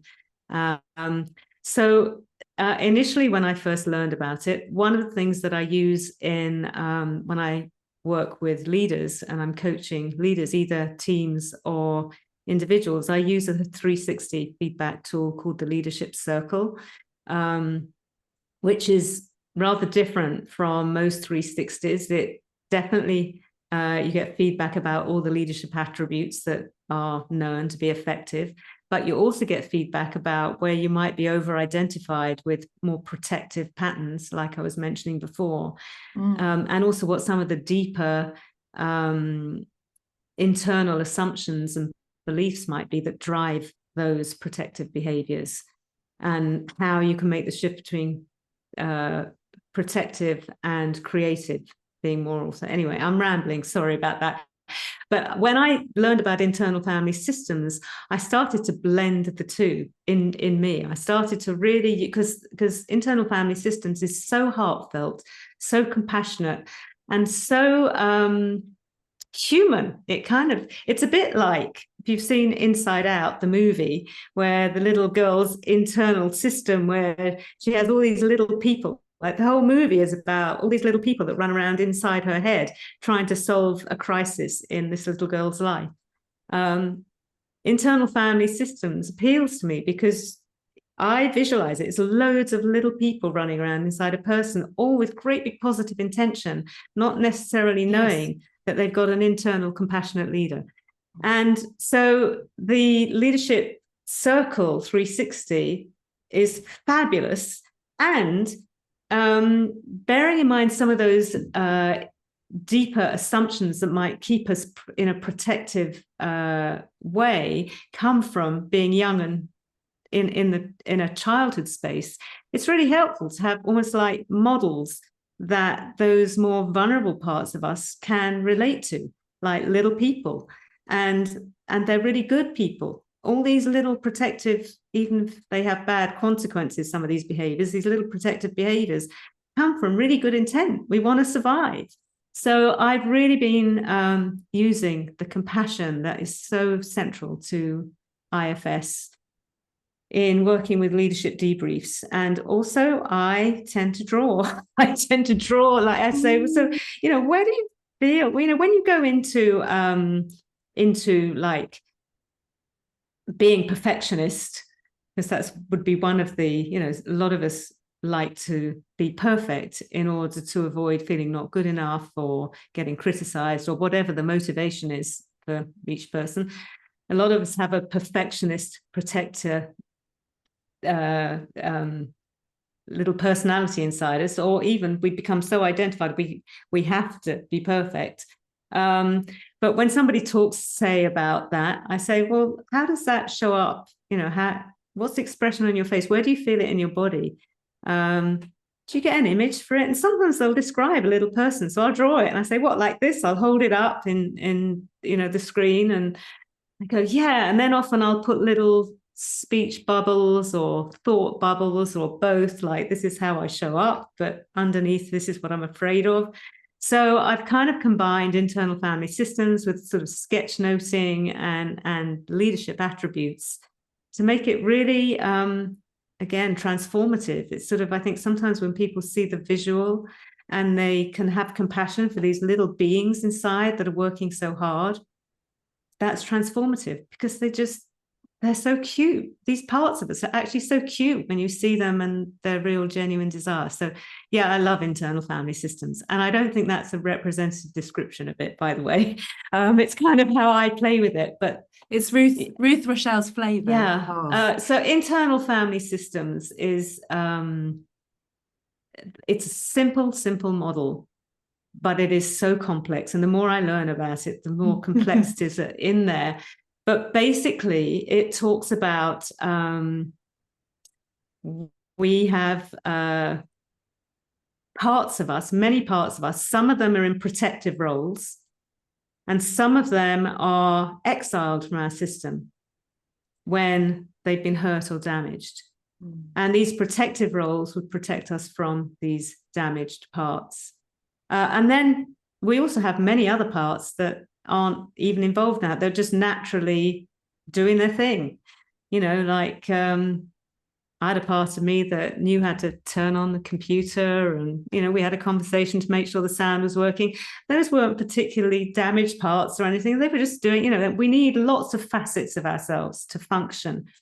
But when traumatic things happen or damaging things happen, and we experience pain, wounding, especially when we're young, or trauma, there often isn't a grown-up who really gets that that's happened at the time. And so the child doesn't get the care and the space to rebound or to flourish. Other parts of us would go, well, in order to get love, I have to do it this way, or in order to be safe, I have to do it this way. And these little protective patterns are taken on by parts which in their natural state are gifted.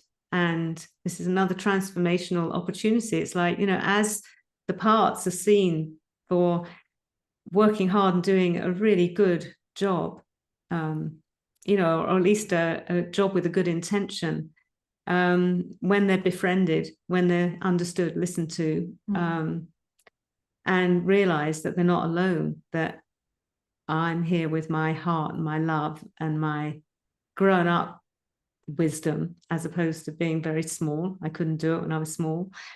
Then I can make it safe for them, make it even safe for them to see each other. And you start to have inner collaboration, and inner, the more natural state can be regained and used and expressed in a more free way. Just like if you've got a hurt child, when they know they've got a truly unconditionally loving parent, that doesn't mean, who doesn't create boundaries sometimes, but when they really know they're safe, they can grow their gifts and express. So it's almost like we've got lots of little children inside us that can really flourish and contribute to a full life when they know they've got this inner leader. So the other part of internal family system is we have a core self that is undamaged. Everyone's got one, we say that in Insight as well. Yeah. And it's just so wonderous talking to you, Ruth, because every time I think, I want to ask this. You go on to answer it before I've said anything. So that was beautiful because there was so much in there.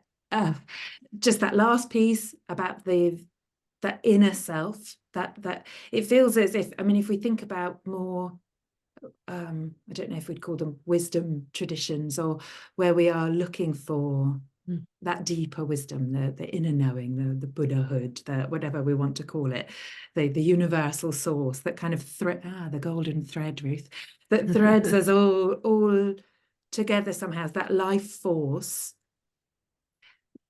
It feels as if in a family systems that's the leader you speak of. And that's almost the missing piece. I mean, way back in 2003, when I was doing my theatre for development training, masters at Winchester Uni, we did a lot of what they called theatre of parts. And when I began to learn about internal family systems, it almost is, but we actually physically would sit each other on different chairs and have conversations. You know, it's really essentially, it was coaching in a different form. But there wasn't really a leader. That piece was missing. It was about negotiating together and working out how to work together better in order to help Joey or Ruth or whoever, the individual, to function better in the world, to find ease or whatever they needed. But there wasn't that I don't know what it is, the inner wisdom, or the somehow internal family systems has integrated those two things together. Yes, and what's so interesting about internal family systems is that Dick Schwartz kind of discovered it, and he was a scientist and is a scientist, a systems scientist, but scientist. So he didn't, although he did do, as far as I have heard, he did some transcendental meditation. He wasn't spiritually led in this discovery. It kind of happened in his work with his clients. Whereas going down the insight route, that was heart led. So it's almost like he discovered the heart, he discovered multiplicity. And obviously there are many other models that do multiplicity. And as you say, but sometimes they're doing them, you know, a lot of people will look at these parts of us and go, we've got to change it, we've got to make it better. But actually, that's like treating a symptom rather than a cause. And often the symptom is letting us know it's an information source. Like in insight, we work with the body. Sometimes it's like, you know, in fact, there used to be an exercise in previous insight seminars. They used to be longer, where we really pulled out a symptom in the body and we talked to it and it answered us and it gave us information. And I think some of our behaviors and our extreme behaviors are like a symptom. And often what coaching tries to do, or development tries to do, is, well, that's bad, we've got to change that, we've got to stop doing that. But as soon as you try and suppress something in one place, you get a counterbalancing reaction somewhere else. That's the systemic nature. In Insight 1, we say, what you resist, you're stuck with. In fact, in IFS, you'd say, well, if if you're trying to make something wrong and suppress it, that's like not really, that's not a self-led action. That's another part that's judging that part. And that creates a kind of tension. And it would be a lot of energy being put into two parts of us pulling in different directions, disagreeing with each other, and trying to protect the same pain often inside, not always, but often the same pain. And they can't actually give up their position rather, because if one gives up their position, the whole lot will capsize. So that's where you need a leader to, bit by bit, befriend them, have them see each other, and have them soften bit by bit, but not to change them, but to more allow them to blossom into what they really want to be doing in the system, and to let them know they're safe. Anyway, I'm rambling here, but I'm just, it's really interesting having this conversation, because I'm just being almost like everything that I've worked with over so many years, all the models, they all, in essence, there's a similarity. I'm reminded of the work of Robert Keegan in Immunity to Change. Do you know the Immunity to Change model? No, I mean, he also talks about, so Robert Keegan is one of the people that's been very involved in adult development theory. He's a Harvard professor, and he has this model along with his colleague Lisa Leahy, I think her name is. And it's about, when we really want to make a change that we really want, and it's really good for us, and we really want it, and yet we're stuck. And usually when we're stuck, it's because there's a polarization happening. And the immunity change model is a wonderful model for illuminating, what's the internal assumption, belief, and fear. Well, fear first, and then foundational belief that would keep the whole thing stuck. I think internal family system works with that too. I think anything systemic, systems want balance. Systems. So when there's an extreme something in one place, you need to have an extreme something in another place. I mean, war, that's what we're seeing in all the wars. It just gets more and more in conflict, and it's heartbreaking.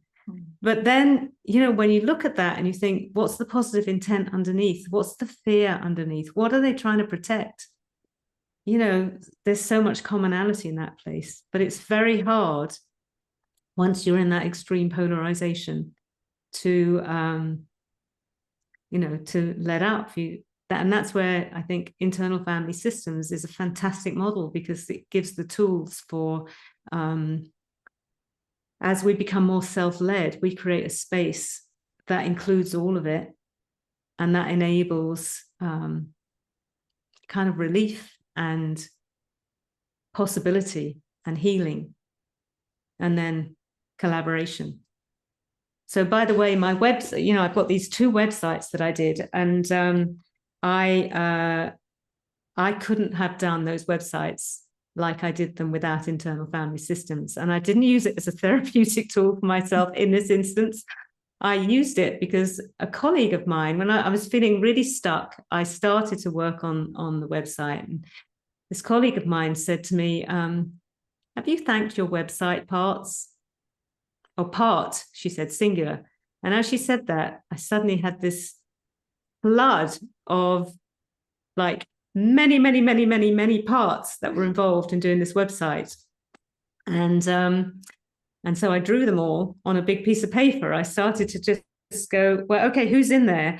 And there were lots of worried parts, stuck parts, like a part who was really good at like the layout and how something looked nice.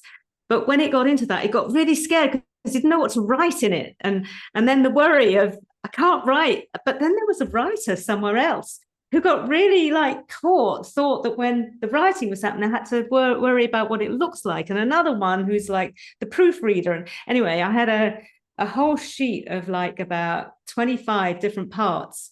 And as I drew them all, and some of them were actually parts that I'd worked with before, that I'd drawn before from that were restricted in me, that wanted to be more creative, but they all sort of showed up, all these different parts. And as I drew them, I just thought they were completely cute. They just looked adorable. And it was almost like there was this, when people are in a meeting and everyone's speaking at once and everybody's got something to say and nobody gets heard and the whole meeting becomes really unpleasant and stuck and you don't get anywhere. That was what was going on inside my consciousness. When I put them on the piece of paper, I went, wow, all this talent, and they're so cute and they're so adorable, and they started to see each other. And then I could then be self-led with them. And I would say, I'd like, why not make your whole life a little kid's story? So I'd say, okay, all of you go and sit on the sofa, watch TV, eat popcorn. I just need the proofreader here now. Let's do some proofreading. And it became such fun. It was like this magical process, particularly the one I did first, which was the Ruth Rochelle coaching one, which was the private practice, which, by the way, I only started because a lot of people were asking me, do you do private coaching? Because my company won't pay for any coaching anymore. That's why I did that. But it became this whole process of doing the website became, a very magical, transformative experience for me. And by the way, I did everything myself. Every single bit of that website I did myself, and the other one did it myself, and Squarespace. But I didn't know how to do Squarespace beforehand. But doing that parts work first kind of enabled me to really harness and lead with joy all these different parts. And I took that approach into when I was coaching a group of emerging leaders in this Future Leader program. And I took that process into that program for a place where they felt stuck. Yeah, it was really fun to do with them as well. So it's become a kind of leadership process. There's so much in all you just said.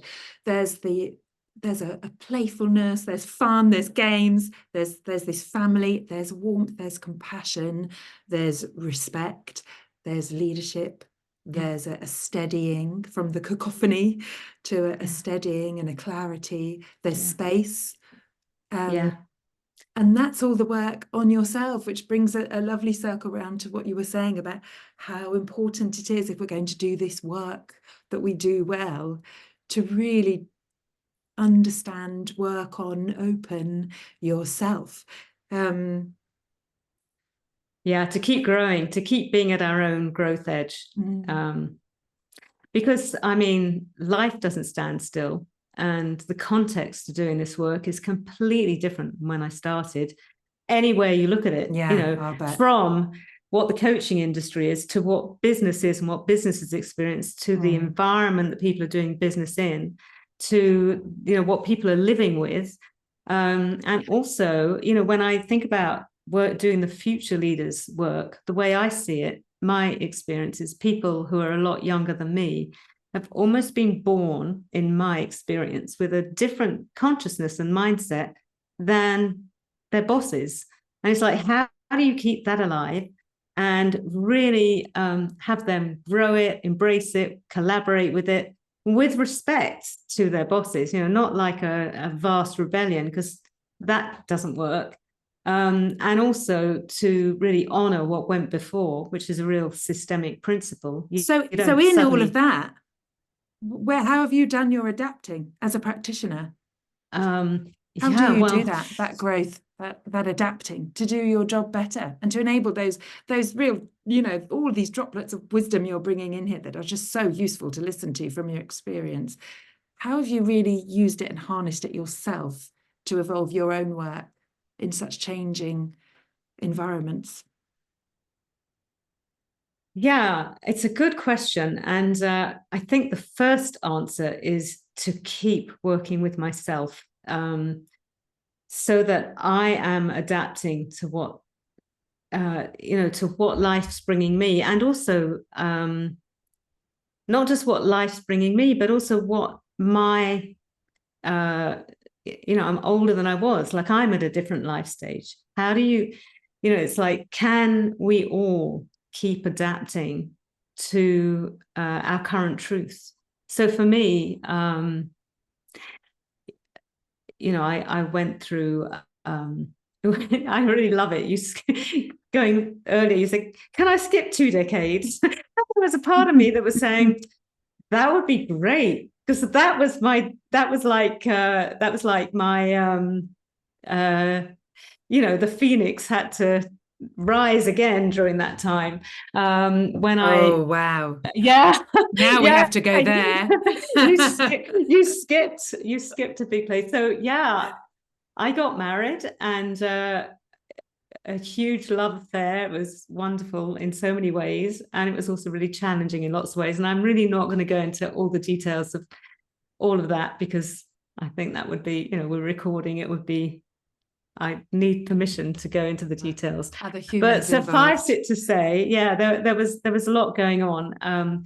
We moved to the countryside. My ex was amazing with animals, and we had horses and dogs and cats, and talking of systems, like the entire natural system we were really working in cooperation with, and we would bring my clients down to the farm, and we'd use the animals and nature as an intervention in the work, and that was incredible, because animals, it's like life responds to life, and life responds to whatever input happens, and animals respond to leadership present. So we're talking of parts, but animals are like, they would be like a mirror of parts. So we'd bring leaders down one-on-one and as a team, and it was incredible, because the herd of horses would just be exactly like their organizations, and they change. It was unbelievable. I'll never forget this one leader. We were coaching one-on-one, and he was having an issue where his team would behave in particular ways, and he got really frustrated about that, and then it would get worse and worse and worse, and we'd put him in with the horses, and the horses did exactly the same, but there was no content. It was just his presence. So it was a really powerful coaching, and he got a lot from it. Anyway, there's so many stories from that time with the animals. But it sounds extraordinary. That's a whole other podcast. Yeah, it just sounds extraordinary. During that time, we had a very big insurance dispute on the property. We lost a lot of money, a lot of tension, a lot of worries, a lot of things. So that was a thing. But I don't even remember what the question was and why I got there. It was about how you adapt. I had to adapt. Yeah, that was an adaptation. I mean, so how, prior to that, I think I'd sort of arrived in some ways. I was successful. I was working with teams and leaders, and I had a lot of clients. I never had to do new business. And then we went to the farm. We did all this stuff. We were still working, but things got difficult, blah, blah, blah, blah, blah, blah. I won't go into all the story. Eventually we split, but this was like 16 years later or something, 16, 17 years later. Early 2000s? No, by the time we moved down there, early 2000s. Okay. But we got together before that. We moved down there early 2000s, and by 2012 we came out of it. And I, just about avoided bankruptcy because of all the insurance, a whole load of things that had gone, a perfect storm. I mean, I think a lot of people were in a situation like that, but it was very tough on so many levels. And I lost the home. I lost my credit score. I was in a rental with 3 dogs, not in the house. They were in the. I was lucky that they let me there with 3 Rhodesian Ridgeback dogs. And I think it was so hard. There were so many things that were so hard in that time. Oh, plus, by the way, in the time that we'd been away and everything was kind of in this meltdown, the coaching world had become a profession. People had degrees. I didn't know. I was just getting on with my work. And suddenly I wasn't in demand, and I didn't have the credentials, and I was rather crushed by the situation. So how do I adapt to that? That was one of my big adaptations. It was like really drawing from just drawing from, all the years of development. It's like, what's actually true when everything else, all the symbols of success are kind of ripped away or collapsing. And, I had 2 things that helped me adapt in that time. And one of them was I wanted to keep love present in my divorce. I wanted to have this loving divorce. I didn't want to go into blame. And it's really hard to do with the legal system, certainly how the legal system was then. You had to have a right or wrong person in order to do a divorce. So that was quite a thing to navigate. But my like golden thread, if we're going to golden threads again, was like, I want a loving divorce. I want to honor both of us. I want to be able to have respect between us. And the other thing I needed to do was have these 3 Rhodesian Ridgeback dogs, and I wanted to be a balanced influence for them. So the moving parts as the self, the steady self, the leader. And that was very much a mirror for me. So yeah, I mean, that was one adaptation, to kind of go to acknowledge, well, what's still standing is just me, without very much on the outside to really support me. So yeah, that was one adaptation. That was probably my biggest adaptation. And then I did quite a bit of professional development around that time, because I thought I'd better see what's out there. So instead of just pretending it didn't exist, I thought I'm going to embrace it. So I became a master systemic team coach with the AOEC. I did an integral coaching certification through Third Space, which is also New Ventures West in the States. I got myself accredited with APEX, which is the Association for Executive Coaching and Supervision. I think that's what it stands for. And I got involved in their board. I kind of got involved, I think. I got involved and worked my stuff. I think it's always starting with me. And then obviously, as soon as I got involved and learned things, I got enthusiastic and experimented with new things with my clients. Yeah, I mean, I don't know if that really answers that question. Oh, hugely, because there it is again, that leading from the inside out, that self-leadership, and that golden thread, the led with the heart, with love perhaps, but also, you know, here you are with if we're talking in the context of your work and your coaching, around you, almost it felt like you were in this kind of world of the animals and people coming to you, and you hadn't really noticed that this whole industry was growing up around you with accreditation and various different certifications and degrees and so on, and in a way, therefore, competition, and things hugely changed. And there's the self-leadership that came out. I mean, I was surprised to hear you say that, because I don't think I'd clocked when I was reading about you some of that training and accreditation, what years it came in. My assumption, of course, as a relatively newcomer to coaching, especially compared to you, is that 30 years ago there was this, or 40 years ago. No. And even then in the early 2000s, how new and emerging this industry was.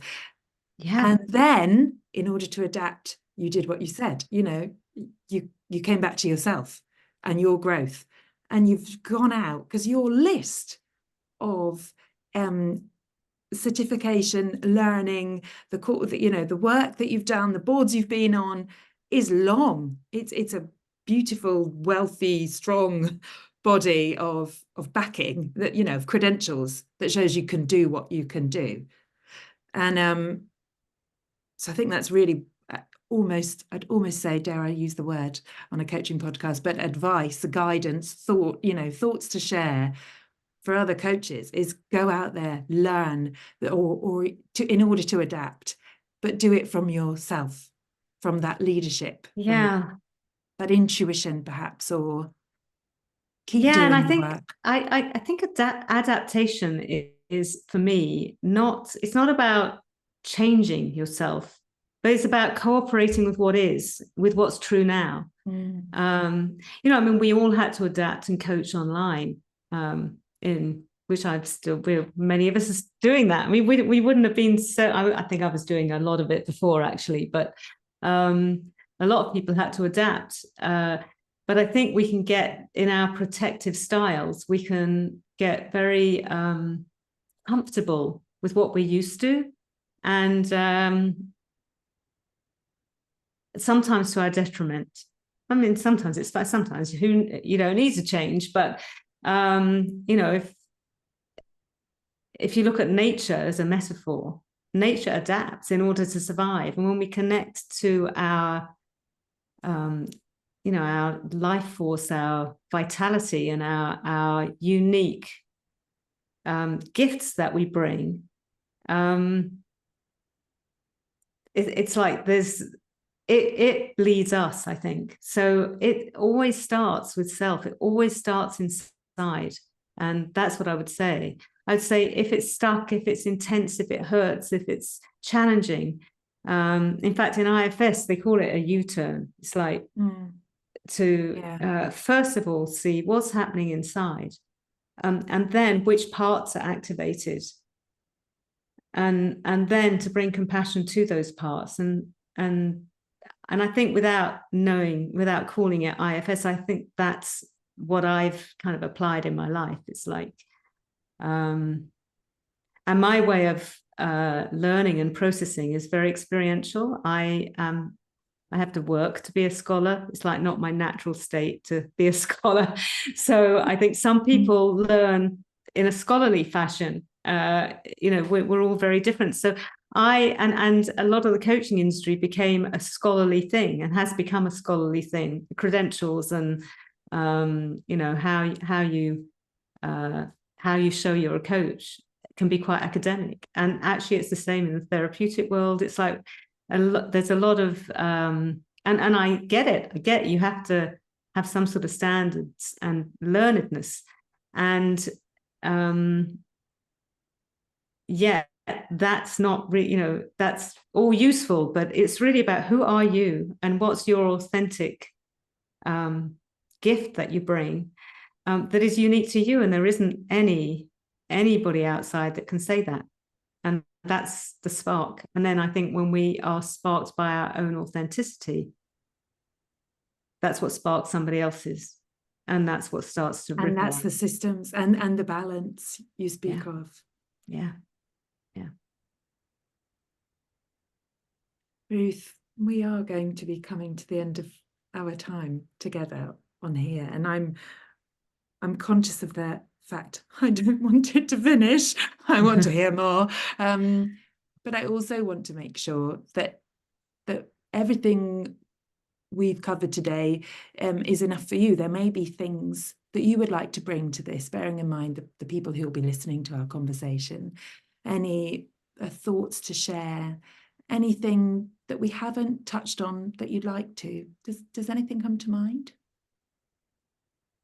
Yeah, maybe one thing, and that is that this is a very integral statement, but it's like every single person that's alive right now has part of the answer. And so every single person that's listening has their aliveness to bring that. And that doesn't mean you have to do anything different, but just to if we're here, we're here. And so we're part of the human race, and that's really valuable and precious. So that's really an important thing.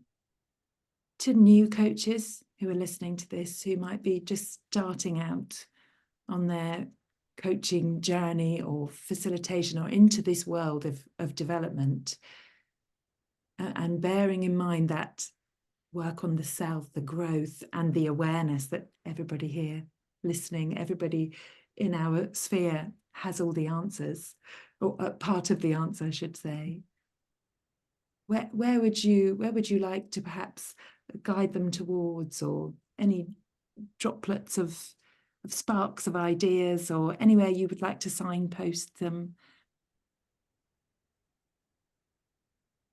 Yeah, I think we've probably said it, but something happens when there's an authentic relationship. And you can't have an authentic, like the coaching requires, but it's a relationship. It's a collaboration between somebody who is the coachee and somebody who's the coach. And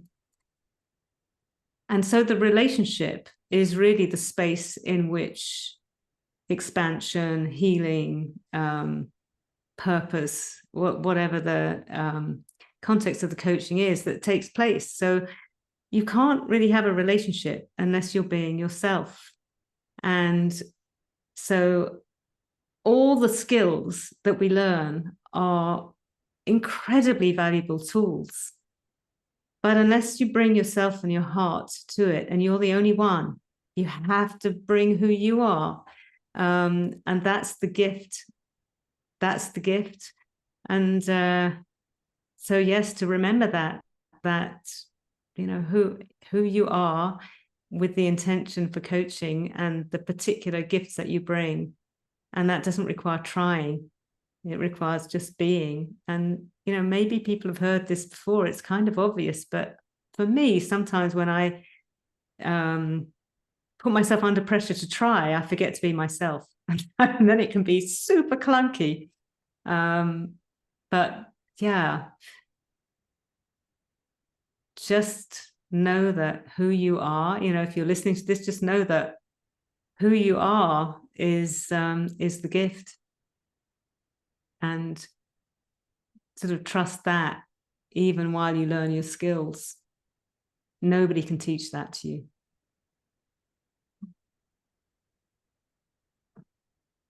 I think that's what I want to say. Yeah, I think you just did. That was magic, Ruth. Thank you. I mean, what a wondrous place to land at the end of our conversation. Oh, thank you. I think you brought so much. I will certainly be listening back and dipping in and out, I imagine, as well over the years. There's just been so much you brought to this conversation. I'm hugely grateful. Thank you very much. We'll put all sorts of links. There were so many things in there. We'll have a huge list of links to those parts in the show notes for everybody. I think all that remains for me to say is a huge thank you. And I very much hope we hear from you again, Ruth. All the best and thank you very much. Yeah, thank you so much for inviting me. So now I can own up. So this is my first podcast ever. And how privileged we feel to have Yay! you on the Coach's Journey podcast as your very first.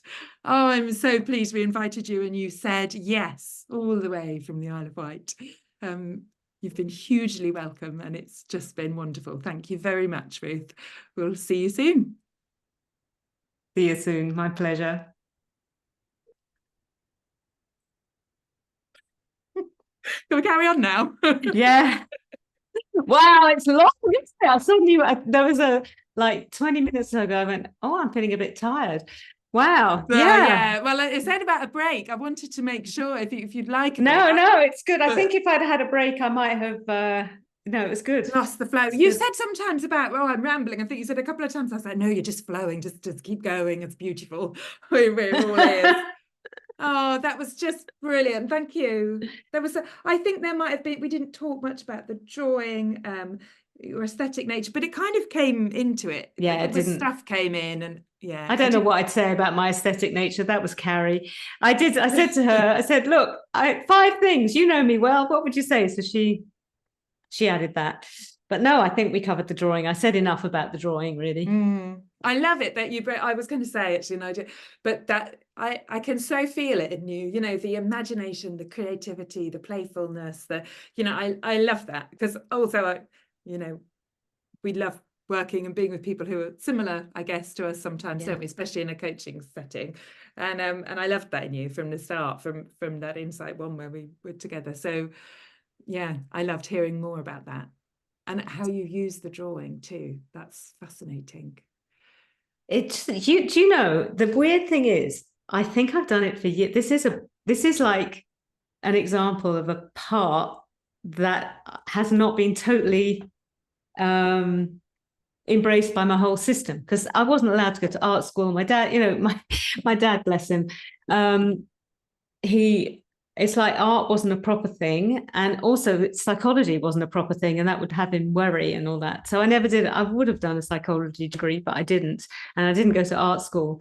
And so, but the weird thing is, of course, I'm doing people work, but then also all these years of coaching, I often drew things and gave it to people, and even in Insight, I draw little things, but most of me didn't really even know I was doing it because I've looked back and I've found these drawings from, when I've been clearing out things, I'm going, that was years ago. And there they were. But more recently, I started to just do it much more consciously. And almost every coaching session, especially doing IFS stuff, I do little drawings.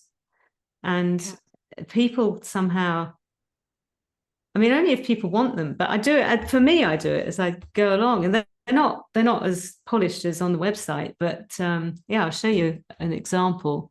See if I can find an example that's. I need my glasses on now. Yeah, you know, when I asked you for a photo, I always thought you might have sent the picture, the drawing of yourself on the. Oh, I thought that I would have been really good fun. I can. You can take it off the website, or I can send it to you. But hang on a minute. Now I've got brain fog. Yeah, it's a long time to be on call. I mean, we've been on call for 2.5 hours. What's this one? Okay, this was actually one I did for my one of my own. So it's not a client.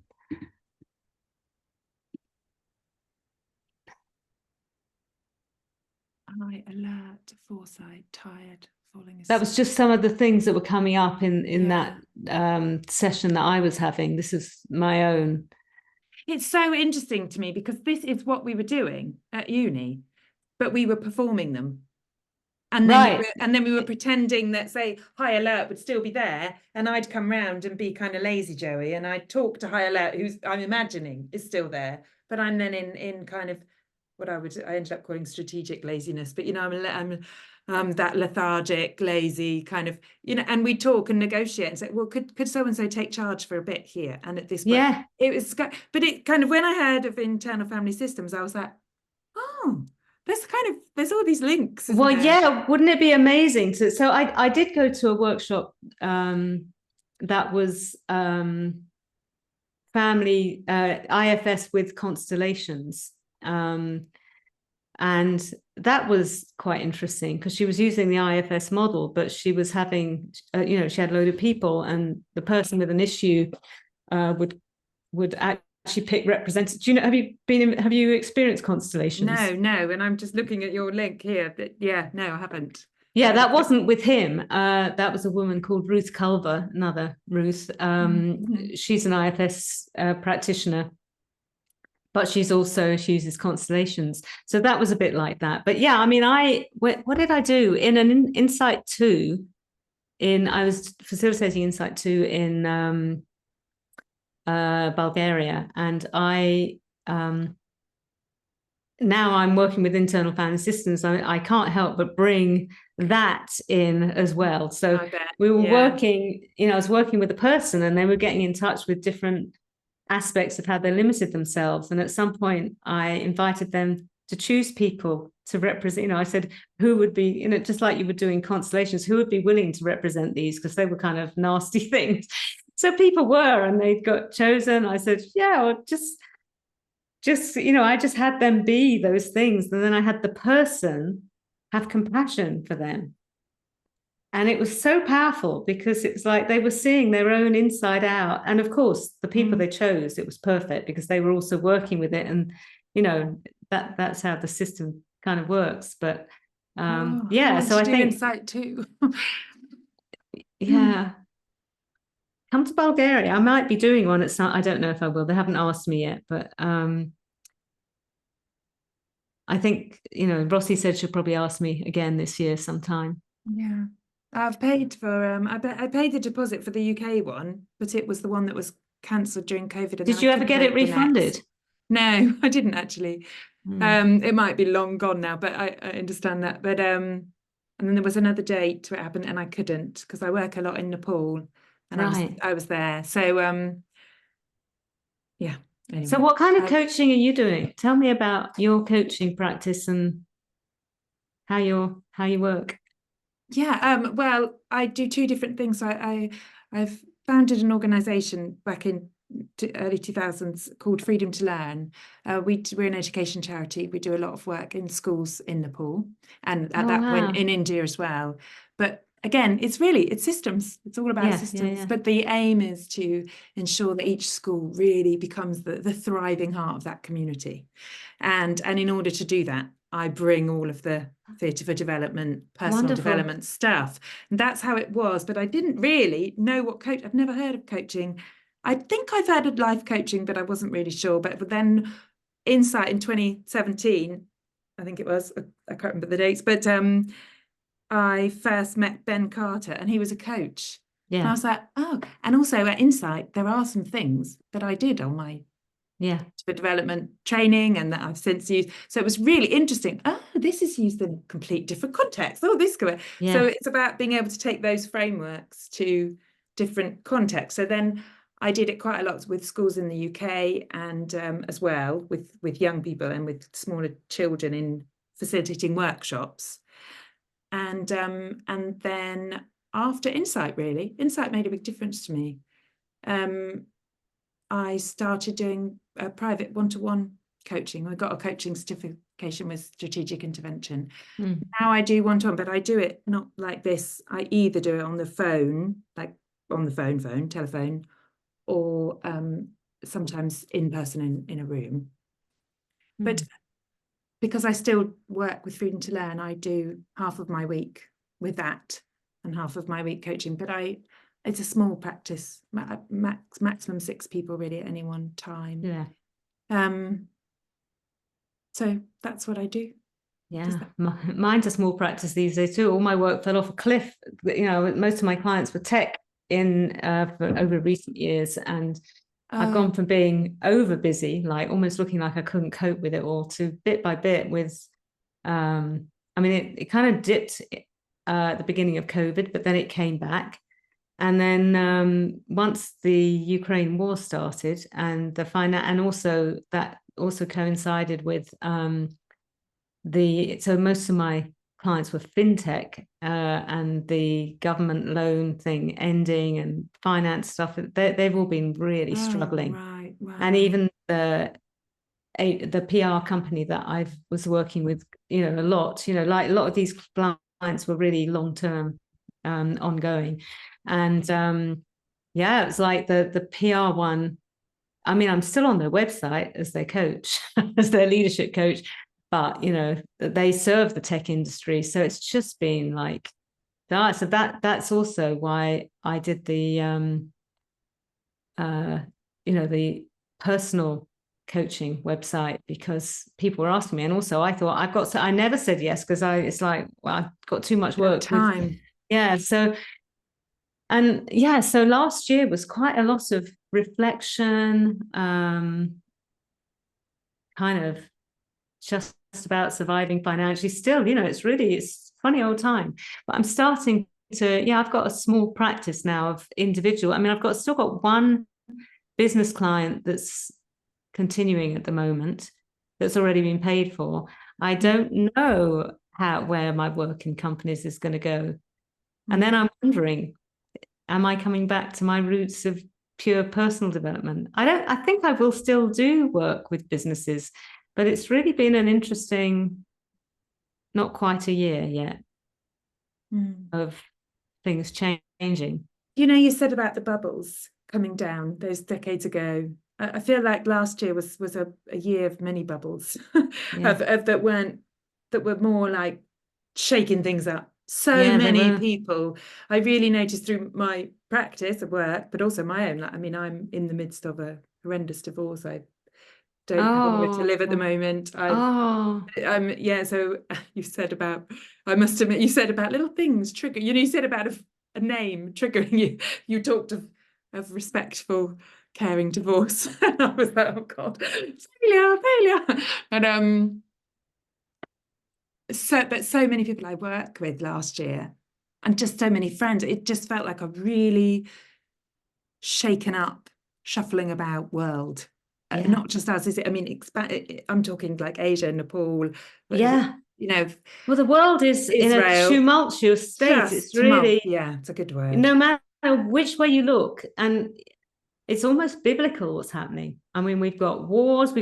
Speaking to this woman, she's lovely. She just got married. She's been with this guy for 19 years, I think, but they're in their 70s, and they've got lots of money, and they went to Australia to get married because his children are there, grown-up children. But anyway, they're involved in volunteering and fundraising, contributing to the Antarctic, work in the Antarctic with the challenges that the penguins and other wildlife are facing. And I mean, just listening to her and the effects of climate, no matter which way you look, climate change, economy, AI. In Nepal, climate change is we've really seen that the intricacies of the impact of the changing climate in all sorts of places, like increased childhood marriage, like increased levels of danger for women, violence against women, although I really don't like that term. I'm sure it's more men, but anyway, it should be more men orientated. But there's so many things, like you said, everywhere you look, everywhere you look. And there's the instantaneous communication of it, because maybe some of these things were happening before, but we all know. And I mean, it is a fascinating time. Personally, it's crazy. I mean, in some ways, my whole personal meltdown and challenge, financial, everything. My ex also had extreme PTSD. We're still recording, but this won't go out anywhere, right? Let me stop. If you hang on, give me a second, because I need to remember how you do it. Up here, just press stop, don't I, Ruth? You've done this more times than me. I think so. Stop recording.